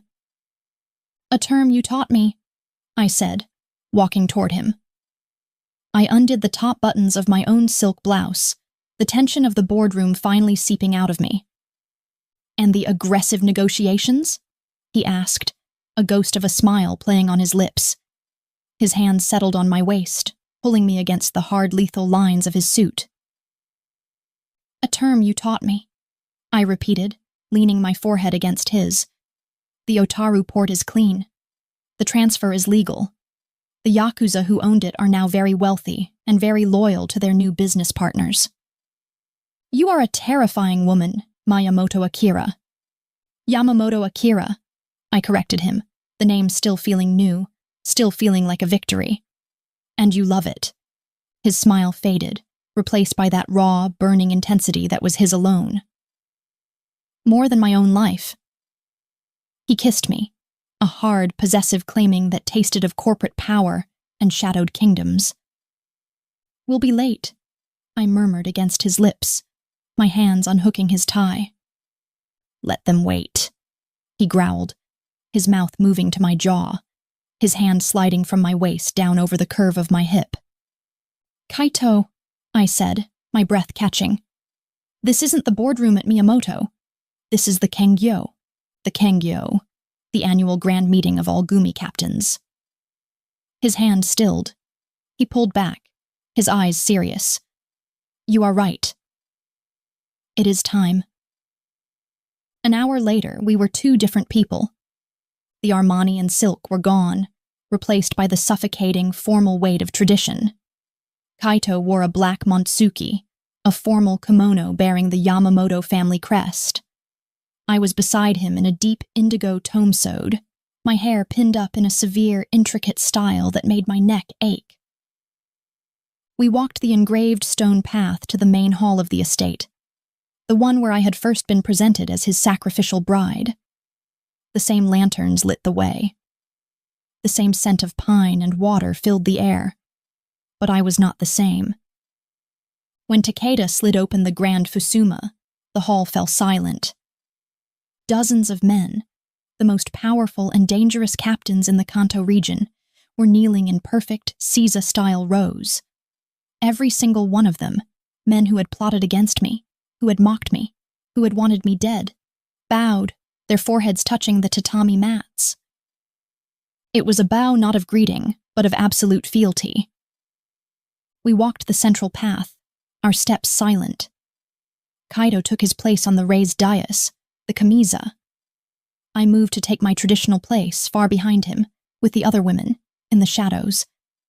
Akira. Kaido's voice, quiet but absolute, stopped me. I turned. He patted the tatami mat directly beside him. A collective, sharp intake of breath hissed through the hall. No woman had ever sat on the Kamiza during a Kengyo. Not a wife, not a daughter. Not even the Oyabun's mother. It was the absolute seat of power, reserved for the Oyabun alone. I held his gaze. This was a statement. A proclamation more binding than any ring. I didn't smile. I didn't hesitate. I walked up to the dais, knelt in a perfect fluid motion, and sat at my husband's side. I was his equal, his partner, his queen. The meeting will begin, Kaido announced to the stunned silence. For 3 hours, I was a ghost. I said nothing. I just watched, my hands folded in my lap. They reported on territories, on finances, on disputes. And with every report, I could see the flaws, the inefficiencies, the ancient, blood-soaked traditions that were holding them back. Finally, Kaito raised a hand. We are done with the old business. He turned, his dark eyes finding Takeda's in the front row. Takeda-san, you reported that our revenue from legitimate enterprises has grown by 42% in the last 6 months. Takeda bowed. Hi, Oyabun. It is a miracle. Your strategies have... They were not my strategies, Kaito said, his voice cutting through the room. He turned to me. Every eye in the room followed. My heart was a war drum. For generations, Kaito said, his voice resonating with power, the Yamamoto Gumi has been led by the dragon, by strength, by loyalty, by blood. But the world is changing. Our traditions are our strength, but they can also be our cage. He looked back at his men. The Otaru port acquisition, the Miyamoto global merger, the new logistics software. This was not my work. This was the work of the person beside me. He was giving me credit. In front of them all. He was validating me, not just as his wife, but as his strategist. Our world has 2 leaders, Kaito announced, the dragon who protects the family, and now, the Empress, who will build its future. He was creating a new position, not a Zaimu Koman, not an advisor, something more. The Oyabun rules the shadows. The Kogo, the Empress, will rule the light. Her word is my word. Her command is my command. She is the mind. I am the sword. Do you understand? A sea of black-suited shoulders bowed to the floor. Hi, Oyabun. Kogo! It was done. He had merged our worlds. He had legitimized my power in a way they could understand. Later that night, the estate was quiet, the moon full and bright over the koi pond. We were in the garden, the one where he had first kissed me. I was barefoot, the cool stones a balm against my feet. The Kogo, I said, testing the word. It's a bit dramatic, don't you think? Kaito came up behind me, his arms sliding around my waist, his chin resting on my shoulder. He'd shed the formal Monsuki, and the familiar scent of him, sandalwood and steel, enveloped me. They needed a title they could respect, he murmured, a title for their queen. I, however, prefer a different one. And what's that? Okusan, he whispered, his lips brushing my ear. Wife. A shiver went through me that had nothing to do with the cold. You've tied me to you, Kaito, I said, my hand covering his, which rested on my abdomen. With titles, with power, with honor. And with this, he said, his hand splaying protectively over my stomach, where the slightest, most impossible curve was beginning to show. The one secret we hadn't shared with the boardroom or the Gumi. The heir. The true merger of our empires. The contract was for 1 year, I mused, leaning my head back against his chest. I think I'm overdue for a renegotiation. This contract is for life, my queen, he said. Good, I said, turning in his arms to face him, my hands sliding up his chest. Because I'm not done. Miyamoto Global is strong. The Yamamoto Gumi is secure. But I've been looking at properties in London and New York. The world, Kaito, is a very large company, and I've always loved a hostile takeover. He stared at me for a long moment, the Oyabun, the dragon, the husband, and then he threw his head back and laughed, a full, free sound that echoed in the moonlight. He pulled me close, his eyes alight with the fire I loved. Then let us acquire it all, Kogo. He kissed me, and as I melted into him, I knew the truth. I was not a sacrifice. I was not a prisoner.